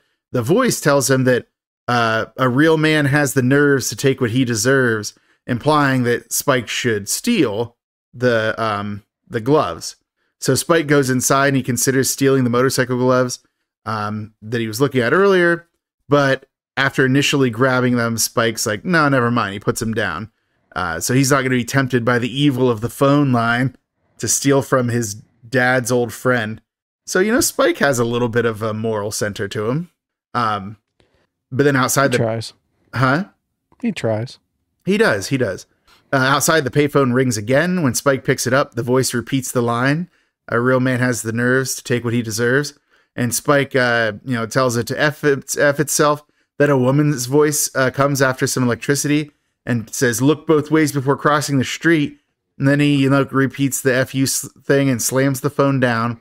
But then when he walks towards the street, what happens? He basically takes something out of his pocket. Everything falls out of his pockets while he's on the street. He goes down to pick them up, apparently not heeding the warning that he just got. And suddenly, like, a riderless car nearby turns on and starts driving on its own. So as he's bending down to pick it up, he's about to get hit when Marty dives in and saves him. And again, it would make so much more sense if we knew why Marty was so obsessed with investigating them. He's a fish journalist. This is his big break for what? Fish and game? Fish stuff. Bass pro fishing. Bass or ass. Oh no. But that's why he needed to get there. Sure. Well, then we cut like immediately to those two at the diner together, like Marty and Spike. So Marty orders a Western omelet. Spike orders his usual, which I think ended up being like a deviled egg fish sandwich. Deviled egg sandwich. Is that what it was? Deviled egg sandwich. I think. Yeah. I think which is just I think it's an egg salad sandwich. Okay. But then Marty tries to question Spike about the fish thing, but Spike is just dodging the question. And Marty's like, you're not going to make this easy for me, are you? Don't worry. We're not going to have more of this uncomfortable scene because we're going to smash cut immediately to Spike picking up Susie for their date. Literally at the same place where they just were talking, like by a tree at school. Like, where was she that she was just by this tree? Apparently her mom dropped her off. I guess. So they drive off and we cut instantly to Spike's apartment, where those two are getting busy to intercourse, because I guess that's what qualifies as a date for these youths. And meanwhile, our resident creep Hoax is watching through the window with a telescope as those two are getting down to business. So really creepy. Again, Hoax is not doing a lot to endear the audience to him. In the middle of all this, the vacuum... So in the middle of them doing their thing, getting busy, the vacuum tube goes off and like... Susie's like, what is that? And then suddenly, like, it's a message clearly from Hoax. Spike, despite being in the middle of activities with his girlfriend, opens it up and reads it. And it says, nice babe, signed Hoax on it. And then he hands it to Susie, who's like, oh, what a creep. And she like shuts the shade. I'm like, why would he stop to answer this thing? And then also, if it was a message from his creepy cousin, why would he give it to his girl? Like, none of this makes sense. But then later on, Susie tosses her underwear to Spike. He's like, well, why are you giving me these? And she's like, maybe it'll give me a reason to come back. He's like, you don't need a reason to come back.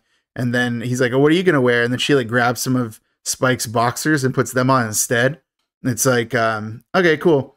That's a fun situation to establish she left her underpants behind, because that's going to become important later. What is it? Motorcycles. The motorcycle sounds begin as those two depart. Hoax then uses the opportunity of Susie and Spike leaving to go into Spike's apartment to snoop around. Again, because Hoax is a little freak, he takes Susie's underwear. Nothing wrong with this, right? There's no way this could ever bite him in the ass later, right? Yeah, but the choices he makes, that like, never mind. We'll get there. Like, why keep, like, I get taking it. I get it. Like, he's a weirdo. But why would he carry it around with him? Keep them on his person as he like then goes to do other things. Yeah, the kid's allergic to making good decisions. So yeah, Spike and Susie arrive at the movie theater from earlier. It's playing the horror marathon. I don't think I ever said it, but it's called like the El Diablo, right? Is the name of the theater. So that's going to become important later. And also keeps up the devil imagery here that we're dealing with. So it's all thematically consistent. After getting their tickets, Spike sees Airhead knocking on the window from inside, holding up a hand of cards. Spike stops and looks at the cash that he has and counts it out. Susie is not pleased with this, probably already aware of Spike's crippling addiction to gambling. He tells her to get them some seats and then he'll join her. So already he's going to mess this up. Back in Spike's apartment, our resident creeper, Hoax, finds the little insert for 967 evil. 976 evil. Yeah. I'd done so well up until now. I mean, sure. Hoax has the number, so that's going to be important. Who cares? Okay, so then in the projection room, the guys greet Spike. They call him Leonard, though. We also see that there's a female gang member this time. Don't worry, we'll never know her name. She will be credited as Gang Girl. And we won't be seated as an audience from these furious cuts between Hoax on the line with 976 Evil. He gets a 666 prompt. Hoax's horoscope comes, and it says that, I can't remember what his was, but it was like, if he goes to the late show, he'll find the girl of his dreams. So something must rhyme with dreams.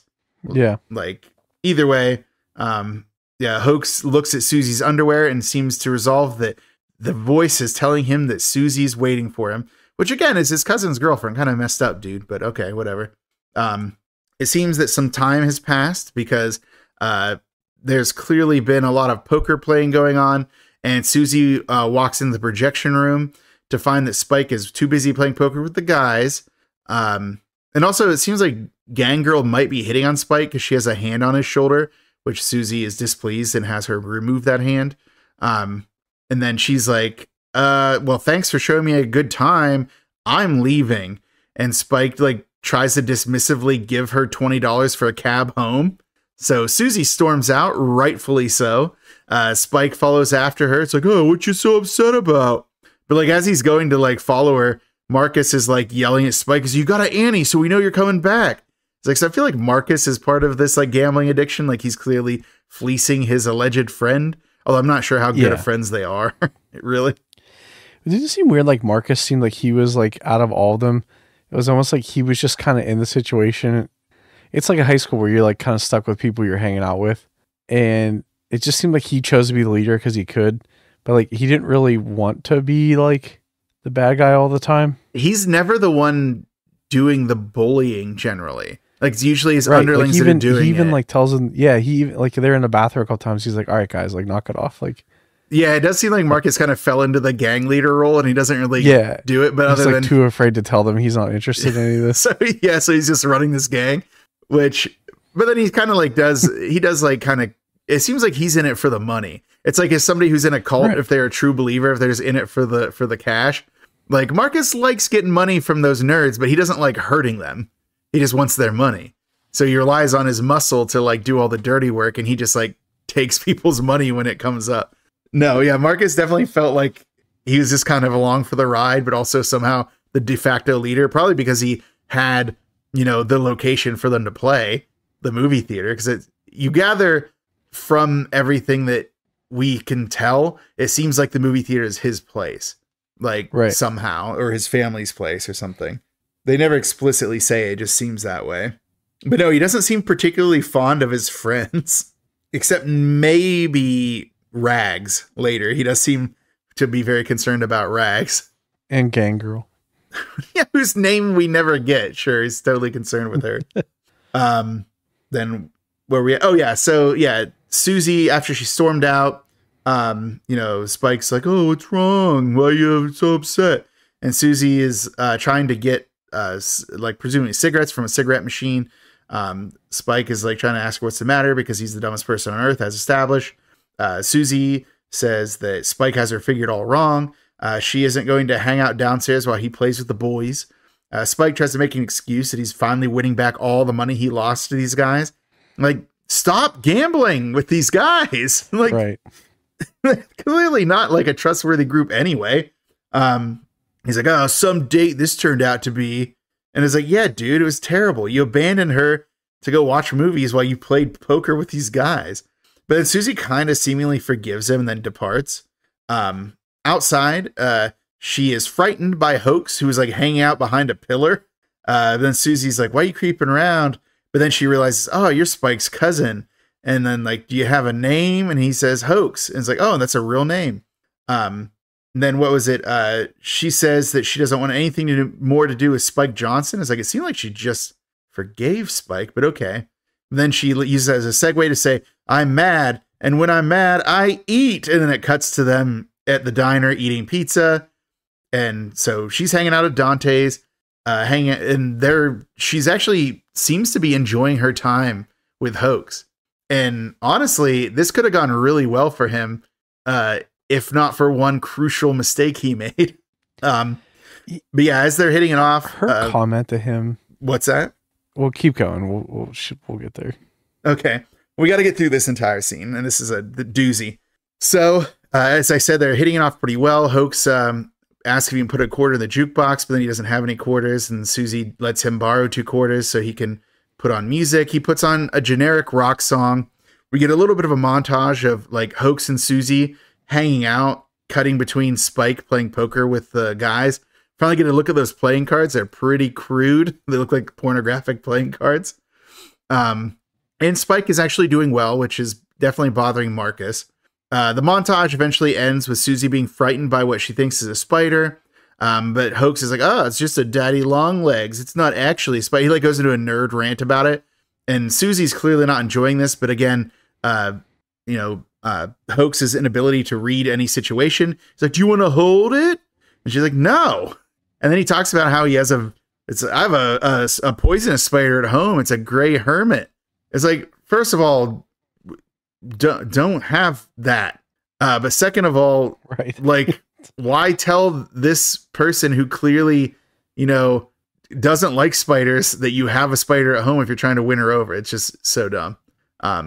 But is a gray hermit a real spider? I don't know. I'm looking right now. Yeah, me too. It doesn't really matter. The spider that we see is not even a gray hermit anyway, even if that is a real spider. But it's definitely not a spider that I was aware of.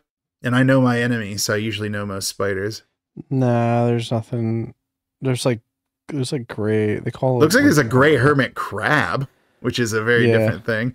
There's a gray cross spider. But he definitely said gray hermit, though. 100%. All right. Well, in any case, Hoax is like basically losing all the goodwill that he had just earned. So he's like, she wants him to kill it. And he's like, "Well, I'm not going to kill it, but I'm going to go ahead and take it to release it outside." So he does do that. But then suddenly Marcus stomps on it. And Marcus is mad because he just lost a ton of money to this guy's cousin. So this is the only time that Marcus is probably like, "Yeah, let's do some mean stuff." But again, he doesn't do it. He just supervises because the entire gang is there ready to take out their anger on Hoax. It's Jeff and Rags, I think, hold Hoax against the jukebox while Airhead like rubs pizza grease all over his face from a piece of pizza. The whole time Susie's like, leave them alone, like stop it, like he's not doing anything. So Susie's actually trying to stick up for him, and then they drop Hoax, at which point they find that he has Susie's underpants in his pocket still. He brought them with him because he's so dumb. Then Susie is very upset and tells Hoax that she thought he was different. She grabs her underpants, she storms off. So there you go, he botched it. But then the guys are like, well, now we have you to ourselves. Cut to out in the alley where Jeff is jumping on the dumpster while Airhead is kicking it. Rag skateboards by and they take that as an invitation to follow him. So they follow him. And then out from the dumpster comes our resident creep Hoax. He was very upset by this turn of events.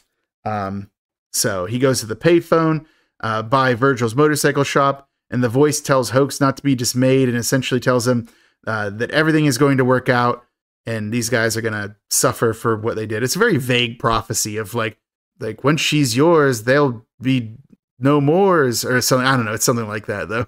But no, I think we skipped over what you wanted to talk about, which was him bringing her underwear with him to this thing. Yeah. And then she goes, I thought you'd be different. It's like, you knew he was watching you guys like sleep with each other. Like, I'm guessing just because the entire time they actually were bonding there, she might have gotten like the feeling that maybe she misjudged him a little bit or something like that. Sure. But it's like, no, never mind. He has her underwear in his pocket because he's a weirdo. Smash cut to Susie at home preparing a frozen dinner, even though she was just eating pizza with Hoax. Like, but you know what? That's fine. She's presumably in high school, which means you eat a lot. That's cool. Hoax, however, is back on the phone with 976 Evil. Wait, no, I said it right. I said it. You totally did. And I'm so proud of you. But then I thought I didn't. All right. He's getting instructions from the voice on the phone on how to create basically a salt pentagram. And it's explained to him that if he sacrifices an insect, that'll help him to punish Susie. Which again, I'm like, why does Susie need to be punished? You're the one who had her underpants in your pocket. We get some cutting back and forth between Susie preparing her, frozen dinner and Hoax creating the salt pentagram and like getting all of his stuff set up. So basically, it seems that Hoax wants to scare Susie. In order to do so, he's going to sacrifice his venomous spider. And apparently, he needed the juice from his mother's devil's root, which is how she makes her tea. I'm like, you telling me this lady who's this religious is going to use something called devil's root to make her tea? You sure about that? Yeah, but like, I never mind. I was gonna say fake religious, but like, I think it's like convenient sometimes. Yeah, I think there's a difference between like, I don't know. Like, I think she's a true believer. It's just what she believes is really dumb. Right. Yes. Thank you. Yeah. But no, yeah. So it's like she like really believes these televangelist things and all this nonsense and fish raining from the sky. Like, why not? I mean, the fish did rain from the sky, but we do never get an explanation for that. Yeah, and the limerick didn't even say, or the rhyme had nothing to do with fish, right? Yeah, I think that just Robert Pickard was just having a day. He was just like, I'm gonna rain some fish down. Why not? Maybe to like coax Hoax out of his shell and into being more interested in this. Yeah. Since it seems like Hoax is the real target, as we'll find out. But yeah. So a shirtless Hoax is now sitting in his salt pentagram, covered with the weed juice. As a disembodied voice is whispering to Hoax, telling him that she's all his, presumably Susie. Hoax is laughing, he's going nuts. But then suddenly at Susie's house, and I hate this scene so much. So she opens like the corner of her frozen dinner in order to like let steam out because it had been cooking in the oven. By the way, it was in the oven and not a microwave. I thought it was interesting. I guess that makes sense if microwaves aren't as ubiquitous then, maybe. I don't know. But yeah, so she'd open the corner and then suddenly we see like spider legs starting to poke out from there. It's like, oh no, is there a spider about to crawl out of this frozen dinner? I don't like it. I don't want it. Susie, meanwhile, is too busy getting prepared for her meal to pay attention to the terror that's unfolding before her. She takes out some condiments and some items. It is a bottle of Heinz ketchup, so at least she's got the correct ketchup taste. No hunts for Susie, as they say. They say that, Shane. It's old Aesop fable. Yeah, good old Aesop. Hoax is still laughing as the voice is chanting his name. Susie does finally remove the tinfoil from the top of the frozen dinner, and it's just spiders, just tons of spiders all over the place, come running out. And then somehow she's also covered in spiders, and she goes to like under her sink to get some bug spray to try to spray them. But they're like all over her arms, all over her legs, everywhere. Susie's screaming, and Hoax apparently finally realizes the horror of what he's just done, which is, yeah, cover the girl you're into in spiders, dude. He screams, yeah. So what he screams, no, and then he crushes his spider, to try to stop what's happening. But the moment he crushes the spider, Susie drops dead. So, Hoax messed up. He killed Susie. He immediately gets onto his nerd version of a motorcycle. I guess he called it a moped. He arrives at Susie's house only to find that she is dead on the ground in her kitchen, and it's just full of spiders. That place is lousy with spiders. I hate that. You know how I feel about spiders, Shane. You do hate spiders. I do. I don't care for them even Except a little. for eight-legged freaks. I do like the movie Eight-Legged Freaks, but it's mostly David Arquette and Dougie Doug. It doesn't have much to do with the spiders. Okay, so back at home, Hoax is putting his now empty spider cage in the closet. Do you want to talk for a second about the cage he kept his spider in? Because I'd love to talk a little bit about the cage he kept his spider in. I wouldn't even call that a cage. It was like it was more like one of those like traps you set for like rodents, raccoons or something. Yeah. Yeah, like squirrels. Yeah, it's a squirrel trap. Because it was a little smaller than a raccoon version, but it was definitely not for spiders, and it definitely would have kept one in. Like spiders they can get through stuff. Like there's no way that spider would have stayed in there, and there's also had no habitat stuff. What did the spider do all day? I don't know. Hoax was a bad spider dad, so he's not only a bad prospective boyfriend, and also a bad servant of the devil. He's also a bad spider dad and bad cousin. Also, yeah, really bad, like increasingly terrible cousin. But as he's putting the spider cage away, his mother comes in, is angry at him for being awake, number one, even though she did just storm in, so he'd be awake either way. She's angry because of the phone bill, because apparently it's been costing a lot of money on the phone bill. And she's been wanting to try to call in a pledge for her televangelist stuff. Always a great use of money. But he'd been on the phone all evening, so she wasn't able to call in a pledge or anything. And it's actually kind of funny because she seems to think that he's like doing phone sex. And it's like, oh, but what he's doing, she'd probably hate way more because he's calling the devil. Well, he instantly throws his cousin under the bus. Oh, yeah. That's what I mean. Like, he's immediately like, oh, no, I wasn't actually doing that. That was Spike. And Lucy's like, okay, we both know that Spike has his own phone line. I'm like, Hoax, what the hell, man? Like, first of all, your cousin has done nothing but occasionally look out for you and nothing bad to you. Like, that doesn't make any sense other than try to live his own life, I guess. Yeah, Lucy is quick to assume, though, that Spike must be the bad influence that led Hoax to it. She calls him what, like a something pagan, right? Like she's just being really mean about Spike. Again, how'd she get custody of this kid? I guess maybe if that's the only family member left or something. Yeah, right.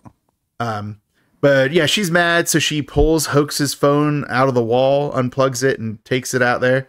Then she knocks on the door aggressively because when she'd come in, he's like, "Do you ever knock?" And then now she knocks as she's leaving, like, "Here you go, here's some knocks." Hoax doesn't like it and says after she leaves that you shouldn't have done that, Mama. So it's like, I bet he's gonna do something evil. Sorry, did you want to bring something up about that entire exchange? You shouldn't have done that. He did the boy. He just the boy. French fried spiders. French fried spiders. So you get the feeling that there's some resentment building up for his mom, which not surprising because she seems pretty terrible. Cut to Marty's investigation. He's now in the office of the high school, trying to get some time to talk to Angela Martinez, who again is some kind of school official. It's hard to tell what she is because the door just says office. Is she a secretary? Is she a principal? Is she a guidance counselor? We'll never know. But essentially, she wants to get in there to talk to Spike. And she basically, from now on, is going to become integral to Marty's plot. So, welcome Angela Martinez to the plot. It's about time. About halfway through the movie, and you're finally here.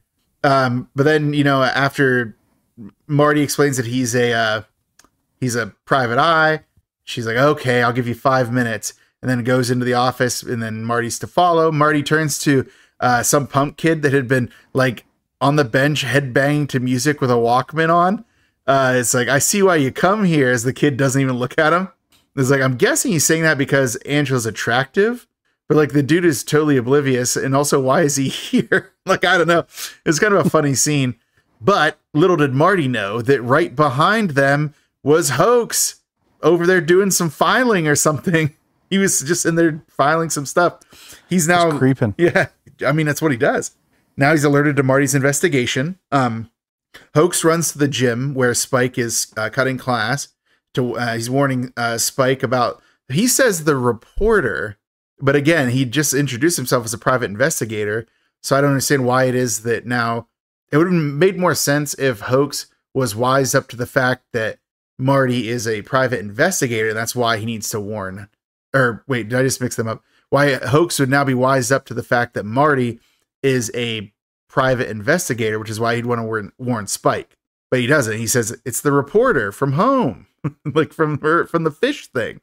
It's like not clear if Hoax really knows what's going on. Hoax asks Spike if he wants him to take care of Marty for him. And Spike's like, I can handle my own problems. Then Hoax makes a rookie move. It's like you handled Susie last night. And, Hoax is then angry that Spike seems to write off whatever he just said. Let's slip that he accidentally killed Susie, but he really just meant to scare her. It's like, man, Hoax, like you can't even handle one interaction with somebody who knows you. Spike is angered by this, pulls Hoax into the locker room to interrogate him. In there, Hoax lets spill that he killed Susie using his spider. It's like, that's kind of how it happened, dude. It's way more supernatural than that. And I think Spike is kind of wised up to the supernatural of it all. So you could probably get away with telling him about it, but he doesn't. And Spike's like, what did you do? And then that's when, Hoax takes out the 976 evil leaflet and is like, that's how I got the idea. 967, or I said 967, 976 evil. Why didn't you stop me? You're supposed to stop me when I say that. No one can stop you. No. And then that's when like Hoax does something kind of uncool. He basically claims that Susie was messing around with Marcus that night. It's like, that's not true, right? He made that up. Hoax is just trying to cover up for the fact that he spent the evening with Susie and was trying to get with her, right? Like, there's no evidence that Marcus was hooking up with Susie at all. None, except for when like Marcus chases her out of the restaurant, but like it's heavily implied from other scenes that she can't stand Marcus. So yeah, and also that she just probably went straight home to make her second dinner. Right. Her hungry helper or whatever, or what's the hungry man like? Oh, like the hungry man. Yeah, get a nice Stouffer's. Yeah, thank you, Stouffer's. That's and like get a lean cuisine or whatever the version is that she's getting. And then I like to get the Boston Market ones, but lately I've been trying to get them. They've been recalled. Oh no, why? I don't know, but why do they still have them at my Giant Eagle? So, okay, well, I won't say Giant Eagle. Why do they still have them at my grocery store? So last week I went to get one of those because I like to have them as like a quick dinner if I have a busy day. And the one day I was there last week, both of them were recalled. And I was like, oh, it's been an entire week. Surely they've pulled them from the shelf if they were recalled, right? No. I went to the checkout today. One of them was good. The other one was also recalled. I'm like, why are they still on the shelves if they're bad? Like, I don't know. It's insane to me. Like, do people not work there? Get those off the shelves. Yeah, I don't know. That's wild to me because usually they're pretty fast about that stuff. Usually, not this time. And I just wanted a chicken fettuccine Alfredo one from Boston Market. It's all I ever wanted. But hey, yeah, either way, definitely Hoax is lying about, Susie messing around with Marcus just to get a rise out of Spike. It works. Spike like knocks him to the ground. What is it? Like on the ground, Hoax is taunting Spike. Cause Spike, like after he knocks him down, he like spits on him. And then Hoax is like, you may be bigger now, but one day I will have the upper hand. I was like, why does Hoax hate Spike so much suddenly? That's just like residual jealousy. Because it seems like Spike at least occasionally looks out for him. But then both of them depart. Spike goes one way, Hoax goes another. Then Marty enters the locker room. Again, just in the right place at the right time all the time. I'm guessing Marty must be the best detective on Earth. He's actually secretly Batman, world's greatest detective. So yeah, Marty enters the locker room, finds the leaflet for the horoscope for 976 Evil. And he's like, this is surely important. We get a little bit of a fake out scene. Wait, also, they're just letting this dude just walk around this high school? There was a time, dude, where they just let people walk around schools. Sure. They didn't used to be locked down like they are nowadays.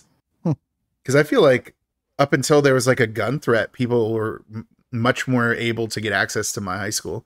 But then we had like some kind of a gun threat or bomb threat or kill list or something weird. Then that's when they stopped letting us have backpacks. Did this ever happen to you in your school? No. Yeah, okay. Just normal stuff, I guess. But yeah, we weren't allowed to, like, we could come to school with a backpack, but during the day you couldn't have one. You had to either have a clear bag or you had to carry your stuff by hand. Well, never mind. I guess it's Good job. I don't know. Just my experience. So you're able to have like a closed backpack all through high school? Yeah, I walked in school with, we all had backpacks, walked right in. Wow. No, walking in is fine, but you had to leave if it was a bag that you couldn't see through, you had to leave it in your locker. And you had to either carry your stuff by hand or have a see-through bag to carry it through the day. No, you could have your backpack with you all day. Wow. In fact, some people had backpacks, purses, gym bags, all not see-through. No, you couldn't have any of that in my school. But we had school resource officers. So maybe that was like the trade-off. We actually had 3 police officers like at our. Oh, we didn't have any of that. So we had 2 of them were for sure former state troopers. The third guy I don't know, but they were armed. Like they had guns. Dang. Like they were legit. They were police officers. They were just employed. Like the state sent them to our school. Yeah, we didn't have any of that. Well, This has been High School Corner, exploring our 2 different high school experiences. How many people did you graduate with? Like 128. So we were like 300, and there were classes that were bigger than ours. So like, I don't even understand that, dude. My high school used to have a shooting range at it, and my stepdad was on the team, and he graduated high school in, I think, I want to say 89. So like, I honestly, it went away when Columbine went down. Yeah. The kids used to bring their guns to school and put them in their locker and then go hunting. Like that was like a thing before I got into school, but like. Yeah, that's like a while ago. I mean, I got to high school in 2003 or 4. So, I mean, that's only what, 10, 15 years. It's not that, I mean, in the grand scheme of things, it's not that long, I guess, but for me, it was like, I never was like close enough to that. All I know is one time I had fingernail clippers with me and I almost got suspended. So, all right. That's unbelievable to me. Like, okay. It's metal. I could kill someone with it, or at least I could give them a really bad manicure. Okay. Some kids had knives. Like, well, no, you couldn't have that in school. I don't believe you that you're allowed to have knives in school. I'm sorry. There's just no. No, they weren't allowed to. But like, I'm not getting into this. Yeah, I don't know. Okay. All right. This has like been. You had a mild crime problem. Huh? Were there ever any like major incidents? No. Even the one incident that they used as an excuse, like that's when they like put down lockdown procedures and we had to go through like metal detectors and stuff. and then we weren't allowed to have backpacks during the day anymore. All after this like alleged kill list that came out, but I don't even think it wasn't even serious. I think it was just people who were angry at people and just wrote it down, and then they're like, "Well, we got to take it seriously," and then that was it. That's all she wrote, baby. All right, back to the movie because that's what we're here for. Is it?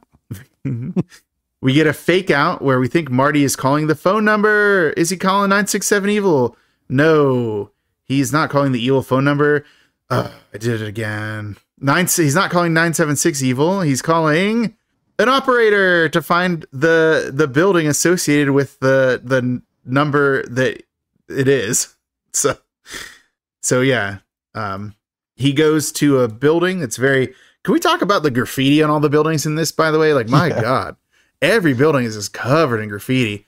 And the building, the HQ of the phone place is no different. But yeah, I'm surprised the streets weren't more wet. I know. It seems so much like a dirty New York. Yeah. It's like, why weren't the streets more wet? I don't trust it. No, it must have been shot in LA, like Maniac Cop. Like, you can't fake me out. I know this isn't real New York. But yeah. So Marty's walking into the building. We get a fun little parade of different phone operators. There's a guy that's doing like horse race predictions, but all the horse race predictions he's making are like evil stuff. Did you notice that? Because he's like going through a list of like, the names of the horses, like evil horse names, and then he's like, "Do you want what I have to say or not?" It's like, okay, that's funny. Then he finds a guy like pretending to be Santa Claus on the phone, presumably talking to a little kid. Yeah, that was good. Then he gets to like a phone sex operator that is, she's pretending to be like a 17-year-old girl who's like a schoolgirl who's like flirting with a priest or something. Yeah. But then the joke is she's actually like a larger middle-aged woman. I was like, oh, I guess that's the humor, right? Is that this isn't the body type you'd expect from this. But she blows Marty a kiss as he's going by, and he's like, ugh. But then, of course, we get sudden Robert Picardo, who, this was a kind of interesting scene. So he seems like he's like, doing mouthwash or something. But like Robert Picardo, it looked like he was like living there, but he's behind Marty, and he's like, can I help you? And then, Marty's like, I'm looking for Mark Dark. And then, of course, Mark Dark is Picardo himself. So, did you notice his cool name? Yeah, Mark Dark is like, there's nothing sinister about Mark Dark. Did you notice his hair? No. So Robert Picardo, of course, is bald on the top, right? Yeah. But his side hair, the crown of his head there, were little pointed horn shaped. So it looked like he had little devil horns on top of his head. I thought it was really cool. Huh. Yeah, he has little devil hair. But so Mark's like, well, okay, Marty, what do you need? Marty asks him about 976 Evil. Mark instantly shows Marty ostensibly where the automated phone service is that exists to do this. He says something about how he grew up in a Radio Shack. It's like, wait, what? Like, what do you mean you grew up in a Radio Shack? But he said he basically created 976 Evil to be fully automated, but he claims that it cost him more in electricity to run it than it would cost to pay an actual operator. So he shut it down several months ago. And he says something like, I guess no one's interested in the underworld anymore. They're only interested in Ewoks and ET and football and phone sex. So he's like, yeah, this country, it used to be a place where you could make a buck, but not anymore. It's like such a weird scene of him being like wistful and weird about all this, especially since we know Mark Dark is actually sinister because his name is obviously Mark Dark and he's played by Robert Picardo. That's not an accident. Surprised he didn't get sued for saying Ewok. Now that I think about it, I guess George Lucas probably wasn't that litigious back then. Maybe no, and also like there is fair use and like you're allowed to reference things that exist, like cultural reference. Yeah, like shows can say like Darth Vader and not be like sued by Disney. Sure. They just can't probably depict him in a way or something like that. Right. But yeah. So, anyways, the audience will not be seated as we cut to Hoax, seemingly ill. And I thought this was kind of funny. I meant to bring this up. So it seemed like Mark Dark had like a cold. And when we cut, he was like sick. And then when we cut to Mark, or when we cut to Hoax in biology class, he's seemingly getting ill too. I thought that was a fun connection to show that like Mark Dark is definitely involved with what's going on here. Yeah, wasn't that cool? Yeah, it was. Yeah, this is when like Hoax asks Mr. Michaels to excuse him. He endures that frog joke about being green around the gills. But then Mr. Michaels does permit Hoax to exit as long as he gets back in time to extract the gonads or something. Is that what he says? Like, I'm like, okay. Yeah, it was something weird. Yeah. Yeah, but meanwhile, in the bathroom, we see that Hoax is undergoing a physical transformation now. Basically, it looks like he has like a skin disease or like a rash on his face. And also he pulls some of his hair and it's like falling out. Yeah, like his skin is like kind of like, like reddening and like, it has like weird marks. But then suddenly the restroom, he's joined by Jeff and Rags, who instantly are like, let's snort some crank. I'm like, okay, guys, like just why don't you check the bathroom before you say that? Yeah. Jeez. Yeah. So like Hoax is going to try to sneak away, but they spot him and go to confront him. So they seem to think that that they owe him one for something. I'm like, but what are you talking about? Like, you guys just recently beat him up at the diner and then put him in a dumpster and jumped on it. Like, how do you owe him another beating now? But as they're bully logic, sure. But as they're holding on to Hoax, they don't notice that one of Hoax's left hand is beginning to grow claws. And that was a pretty cool scene, how those claws just come out of his like fingernails. So it kind of was cool. It was like a Wolverine kind of situation. Yeah, it's like he straight up just like got like black claws. Or like, Sabretooth, probably more like Sabretooth, yeah. Yeah, it was cool. And then Hoax takes the opportunity to swipe straight onto Jeff's face, cuts him in a pretty gross way. And it's kind of funny because like Rags is like not helping Jeff at all. He's like, oh man, he cut you so bad, dude. Your face is so bad. Like, you suck so bad, Jeff. Your nickname's terrible. Yeah. It's like, why is he being so like, I think that Jeff knows his face is messed up. You don't have to tell him constantly. So like Jeff goes to like, oh fuck, Hoax is the new boss now. Yes. Well, then Jeff goes to like look at his face in the mirror, and then Hoax is pleased with what he's done, so he starts to advance on Rags. Rags is like, you're crazy, man. He says it like 80 or 90 times. Yeah. And he tries to hold up his skateboard in self-defense, and Hoax just like punches it in half. And Rags runs away and yells as Jeff is like whimpering, looking at his now messed up face. And Hoax is actually kind of merciful here. And he walks up and tells Jeff never to touch him again and pass it on, and is seemingly not going to like murder him now. Yeah. But he did mess up his face really bad. Like that is a cut that probably caused tendon damage. Like that was some deep claw marks. Yeah. I wonder how I got these scars. Andy Dufresne, how did I get these scars? That's a terrible. Cut that out. That was a terrible attempt at doing doing a Morgan Freeman Joker. It was Forgan Meeman. Hey, it's better than Columbo Joker. One more thing. How did I get these scars? One more thing.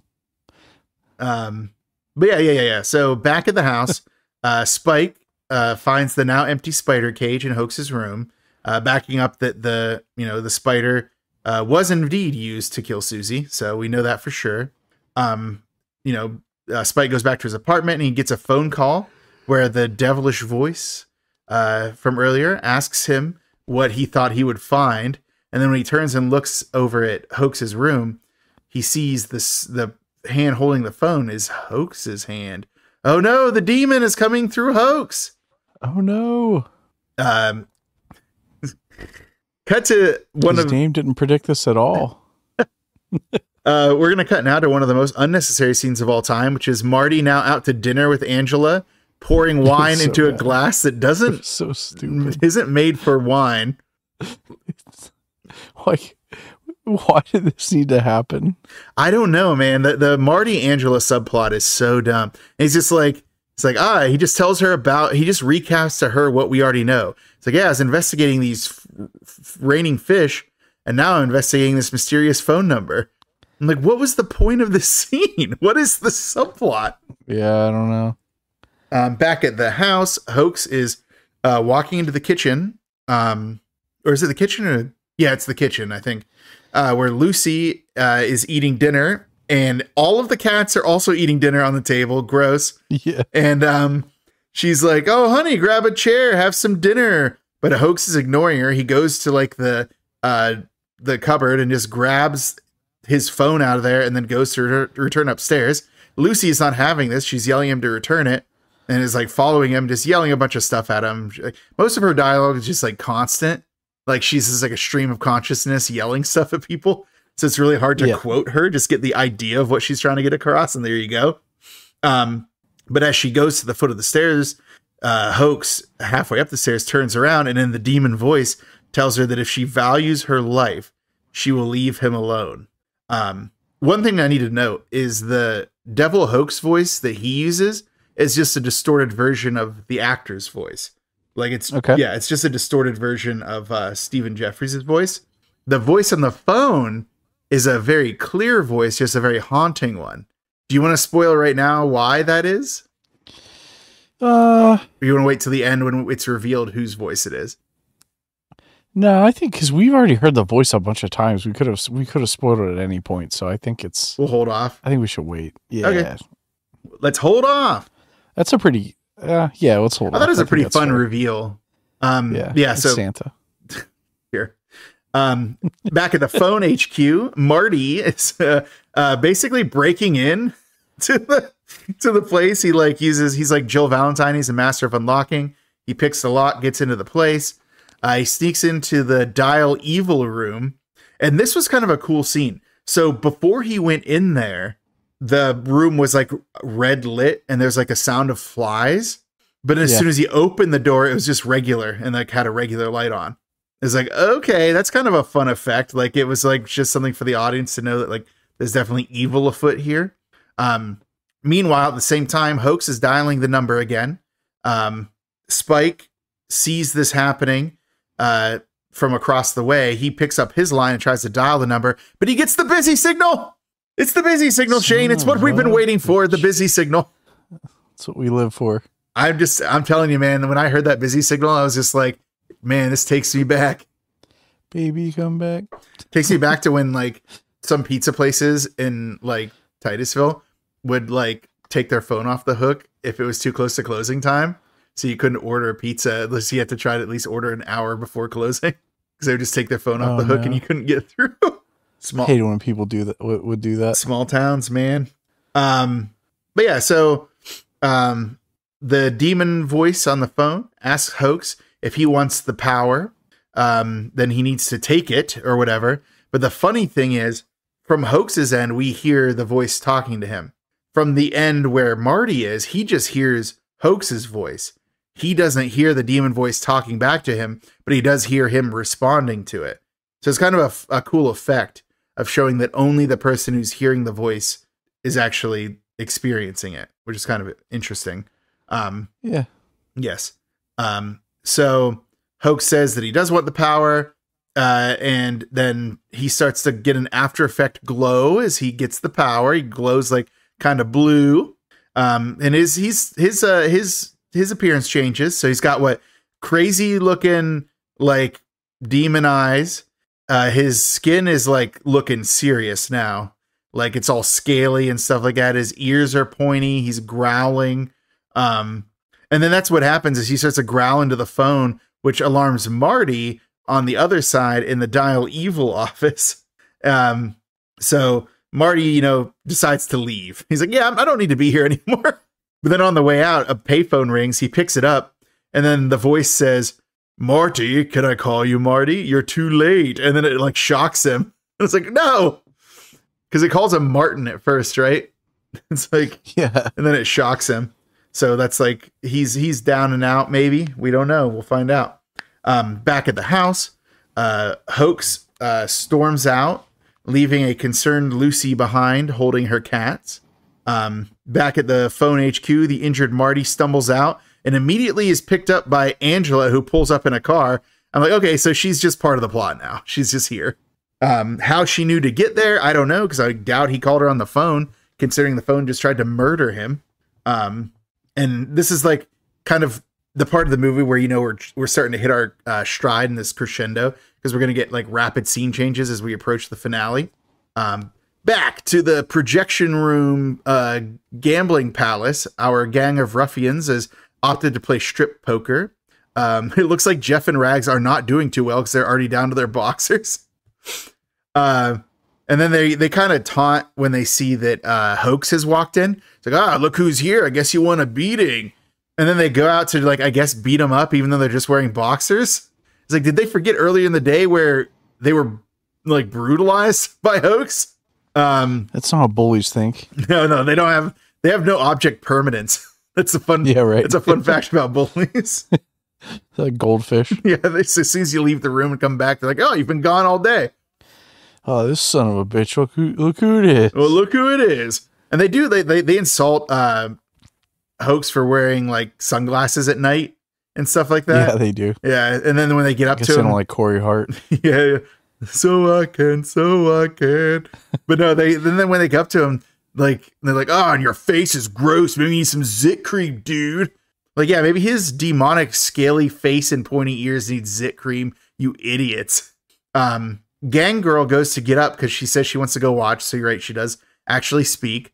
But Marcus says, no, you have to finish out your hand. The reason he wants her to finish out her hand is because she's lost. So he wants her to take off some clothes. So so you can take advantage of her. Way to go, Marcus. Yeah, thanks a lot, Marcus. And he also points out stuff about their hand. It's like, I have a dead man's hand and he has this hand. I'm like, I thought a dead man's hand was bad. Yeah, part of me doesn't think they understand how cards work. Oh, okay. Well, Marcus is the only one who knows. He just like tells people what they did or how it worked. And then like the underground crime ring that they're creating where like they're able to bet thousands of dollars in the 80s is kind of wild to me. No, yeah, like it's almost, yeah, the amount of money that's at play here, if it was enough to trade pink slips for a Harley, is like madness. Yeah. It's actually madness. Oh yeah. So anyways, funeral cut. Spike is arriving at Susie's memorial service. No one's there. And that's because it's over. So we'll find that out in the next scene. I'm just going to skip over it because we get 2 rapid cuts. Back to the projection room. Gang Girl is like somewhat dancing as Airhead and Marcus sing a kind of nonsensical song for her. Yeah. And then okay, tell me this. Was she wearing a pair of boxers that was the same pair of boxers that, what's her name was wearing earlier? No, I don't know.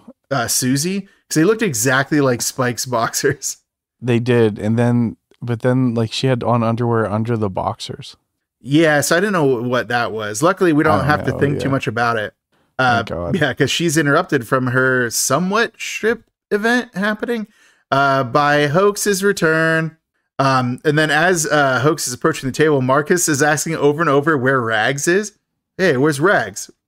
Where's Rags at? What'd you do with Rags? It's like, hey, what about Jeff, dude? But finally, Hoax gets to the table and he's like, what? Is it possible to play with a pair of hearts? And then he takes his hands out from behind his back. That was a cool line. Yeah, and he has both of the men still beating hearts in his hands. Everyone appropriately freaks out about this, as you do. In an unexpectedly almost smart move, Airhead just grabs Gang Girl, throws her over your shoulder, and books it out the room. Like, man, Airhead, you did such a good job until we find out where you went. Yeah, right. I was gonna say, and then he lives up to his name. He certainly does. The titular Airhead. Like, I guess it's not titular, but like, if he had a movie. If you had a movie, it'd be called Airheads. And oh wait, no, that movie exists. Oh no. Oh yeah. So anyways, Marcus on the other hand, he's ready to throw hands. He takes out his butterfly knife. He goes to confront Hoax. He's immediately like thrown into the wall, like across Instantly. the way. Like, yeah, he's basically like one hit KO'd. He knocks over some like cleaning supplies that falls into like a bunch of film stock, creating the perfect recipe for fire. Yeah, we all know how that happened. Yeah. Yeah, film stock, very well known for going up in flames quickly. Yes. And Hoax is not one to miss an opportunity, so he takes a drag of a cigarette and tosses it into the film stock where the cleaner dripped in, and it's immediate blaze. It's on fire. Marcus comes to, and he crawls towards his butterfly knife. Hoax steps on his hand. And then we see, this is kind of cool. So as he's stepping on his hand, his foot is demonizing out. So like how his hand clawed up earlier, like his feet like start to get like foot claws coming out. It's kind of messed up. I actually liked that a lot. Hoax then grabs the butterfly knife and cuts off Marcus's hand and says, "Now that's a dead man's hand." I'm like, wait, were you even in the room when he said he had a dead man's hand earlier? I mean, it's funny, but like, were you even there for that, like that callback? It doesn't seem like you earned it, Hoax. So one thing too, like if you're Marcus and you just saw a dude toss 2 hearts of your friends on a table, you're like, I'm going to butterfly knife this guy. Yeah. This is a person I can definitely murder with a knife. Yeah, Marcus, you know, that was a crucial error he made. Yeah, so like, where were we? Oh yeah, the dead man's hand joke. Very good, very good. Marcus is like trying to staunch the bleeding with like newspaper or something from the corner. He's just like piling newspaper onto his like now severed hand. But you know, Hoax then just like backs away with Marcus's hand in his hand and then leaves. Now we see where Airhead went. Like you said, living up to his name. He took Gangrel to the roof, a place where you can't just leave, as opposed to downstairs where there's so many means of ingress. Yeah, so Airhead, poor Gangrel, she's shivering. Airhead puts his jacket around her. He's like, oh man, he really cares about her. I'm sure everything will turn out really well. And she's like, where is he? But then suddenly from behind them is Hoax. He's like, who are you guys waiting for? It's like, that's kind of funny. They did not expect it. Gangrel screams instantly. Airhead attempts to attack Hoax with a chain. It goes as well as you'd think for a guy who has no demon powers about to fight a guy with demon powers. He's instantly impaled on the El Diablo Cinema's pitchfork sign. So, I mean, the geography of that impalement doesn't make sense, but it was pretty cool. We never know what happened to Gangrel. Just as the movie is not interested in letting us know her name, it's not interested in letting us know her fate. She was only here for a couple scenes. She's not even, she's like, you get to dance, you're gonna wear 3 pairs of underwear, and then we're just gonna never talk about you again. Nope. She will not get an epilogue to her story. I would say, like, it doesn't seem like Hoax has much of a reason to kill her, but then again, Hoax is not at the wheel anymore. Yeah, Hoax is taking a little bit of a break. Yeah, it's demon time now. He's a devil man. Rising. It's fun white zombie callback. In the men's room, Marcus is trying to use toilet paper now to soak up all the blood from his stump, and there is so much of it. This dude is probably gonna die either way at this point. Hoax returns to the projection room, finds that Marcus isn't there, and then he basically just goes straight to the bathroom. I don't think there's ever a question where he'd be. It's kind of a nice little tense scene as Hoax is going from stall to stall, just like kicking each door open one at a time, or not kicking it, like hitting it open one at a time. And then like just Marcus just sitting there waiting for his number to come up, like not even trying to do anything. Hoax finally pushes the door open where Marcus is hiding. He takes Marcus's severed hand and waves to him with it and says, bye-bye.